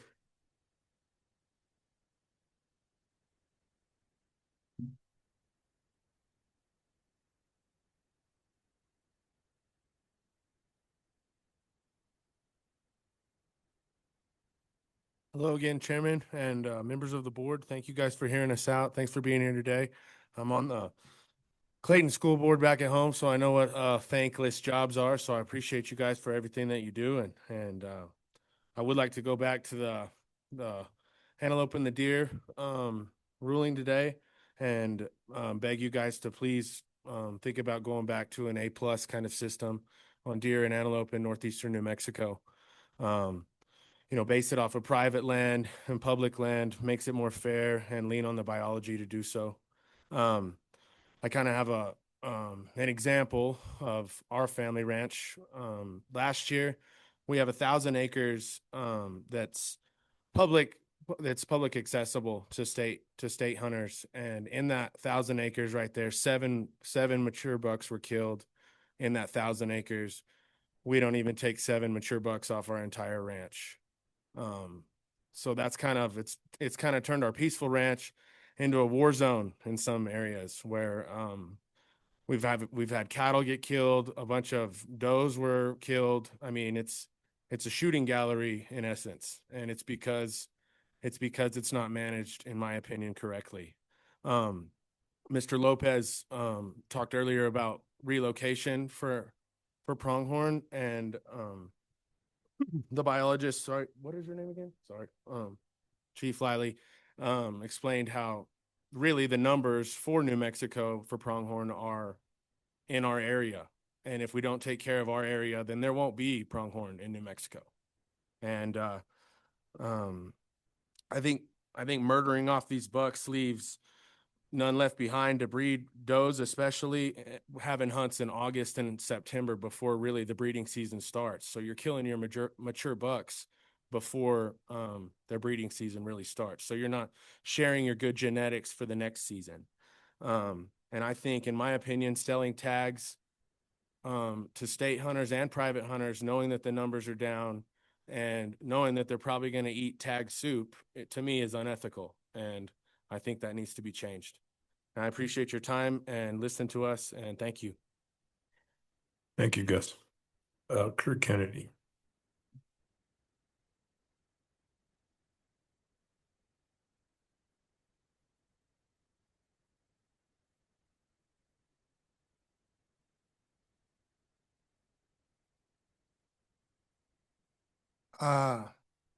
Basically, I agree with everything Gus said on some of it. I think you're going to be in real problems up there if we keep having these kind of disparities in the private, in the public. And a lot of it is the landowners for antelope. There's some of them. Gus is one, we are one, but a lot of them don't care. So they're not getting any value out of them.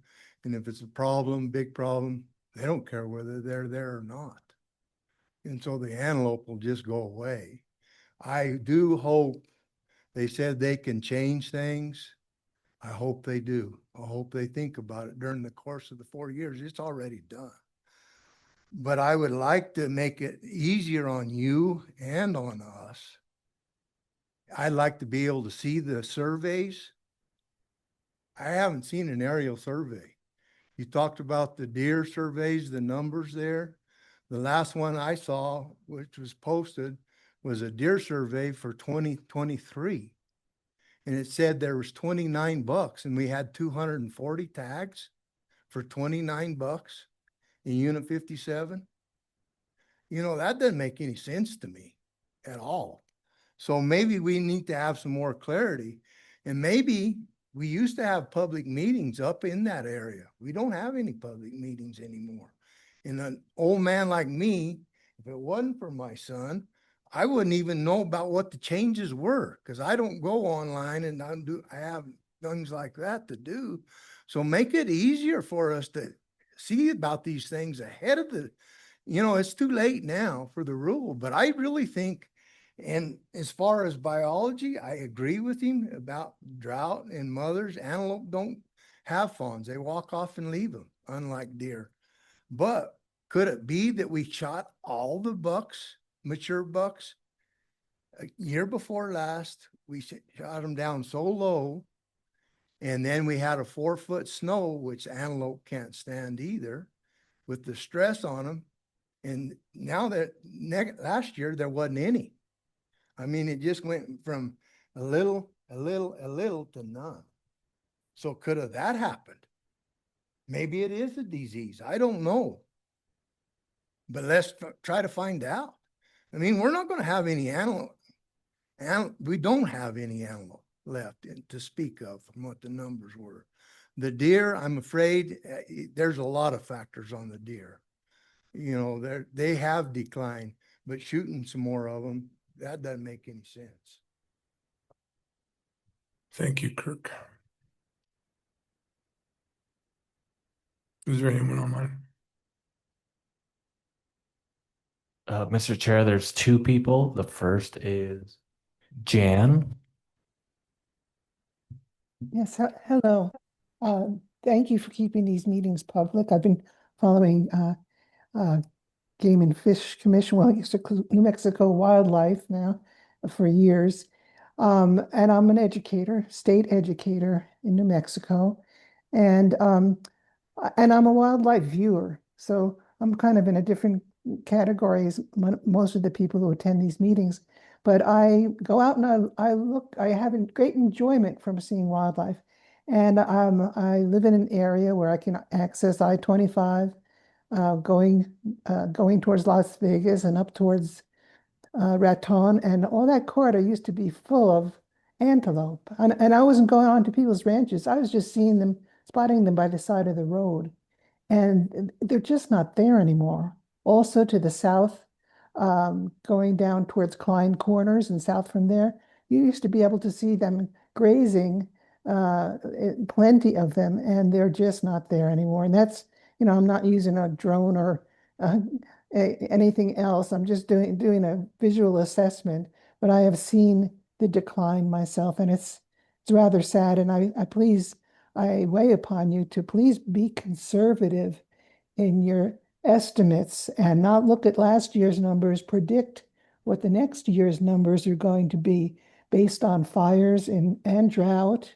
All this wildlife is hard pressed. I know that you know that because I can hear the great research that's coming out of your committee work. So thank you for the opportunity to speak. Thank you. Mr. Chair, the next person is Cody. Go ahead, Cody.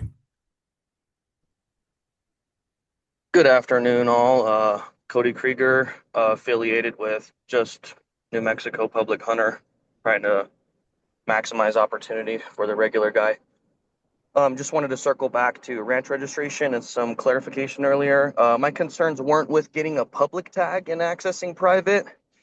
The chances of getting one of 5 archery tags are pretty slim as it is. My concerns were more for these smaller, medium-sized ranches that don't want to register their ranches or have anything to do with more stuff like that, especially for the older guys and whatnot. And then, of course, to circle back to limit harvest, we could definitely do some more primitive stuff. So instead of having 3 rifle hunts, maybe 1 rifle hunt, some more archery tags, even some muzzleloader hunts in some of these units to limit harvest, but increase opportunity. And that's pretty much it. Thank you, guys. Thank you, Cody. Okay, that's it for public commenters. Commissioners, so opportunity to have some updates or any kind of things you want to provide? Mr. Chair? Yes. Thank you, Mr. Chair, members of the commission. Just want to thank our staff and field operations for being out there, Colonel Simbo and your conservation officer staff and all our biologists for navigating the inundation of bears that we've been having throughout the state of New Mexico and the calls, and it's happening across the state. And just thank you so much for what your staff are doing. We are in difficult times, in a difficult route, doing difficult things, and just thank you so much. And I want to thank all the staff that I've been able to engage with in the last 8 years on the commission, our AI staff, our IT staff, our biologists, everybody, director. We are winding down, and I hope I get to see you guys in November for our final meeting. That we have had a long journey in these last 8 years with contentious issues, our attorneys. I mean, we've agreed to disagree. We've agreed on a lot of things. We've disagreed on a lot of things, but you all have been a great staff to work for. And I can say that New Mexico Game and Fish is one of the top agencies in the Western United States, comparing them to all the agencies we deal with of the Western United States. I'm proud to have served you all for the last 8 years. So good luck, and I hope to see you all in November. Thank you, Commissioner Lopez. Anyone else? Commissioner Witt. Yeah, I just have 3 comments. I'll try to keep it brief. Regarding the Bighorn sheep, I didn't comment on that rule, but I wanted to commend the department for engaging and contracting for really high quality genomics work on the sheep, which I think is going to be an excellent management tool going forward. And I think so. I think that's a great use of funds. Regarding the problem bear issue, I want to second the comments of Commissioner Lopez, and I also wanted to add, well, we've learned from the department that this is one of the biggest years for problem bears moving into urban areas, and I would urge the department to maybe step up the communication to the public about the issue. There was a recent news article in Albuquerque where the department didn't weigh in, and the article contained some misinformation and ultimately ended up being misleading. But right now we've got drought and heat conditions that have been created by global climate warming, and they're reducing the food for bears in their natural habitats. They're driving those bears into contact with the public. And I think we need to use it as an educational opportunity because it's important that we provide good information. Otherwise, misinformation is going to fill the gap that we leave there. The final issue I wanted to touch base on is the new property in Mimbres that Mr. Dubell referred to. The commission is looking carefully at this property, and both the commission and the department share a lot of optimism about the potential for its development and a lot of good uses to come out of it. For one thing, there seems to be some agreement around the idea that the property should be referred to as Rancho Mimbreño going forward, and that has some advantages. It refers to the distinct name of this valley, but it also allows it to be distinguished from the other properties that the department has along that river, and so it'll be important to disambiguate those with a good distinct name. we're thinking now about management principles that will guide the care and the use and the management of the property going forward. And there seems to be a lot of consensus around the ideas that conservation of rare species should be a top priority because there are a number of rare species in the valley there, and that should be balanced with low impact public uses that include quality hunting, wildlife watching, environmental education, and scientific research. And we think that with careful management, this is going to have a lot of benefits to the public in Southwest New Mexico and throughout the state. That's all. Thanks again to New Mexico Highlands for hosting us. Thank you, Commissioner Witt. I'd like to thank staff for all the work you guys do. Thank you, Tristana, for that hunter safety course that you all provided. I know it went over really well. People really enjoyed it. And I'd like to just reiterate some of what Commissioner Lopez said. The experience of working with the staff has been a highlight of my life. Director Sloan, Chief Liley, sorry. And it's really been an experience. So looking forward to seeing you all in Red River on November 20th, correct? Oh, I'm off a week, November 13th.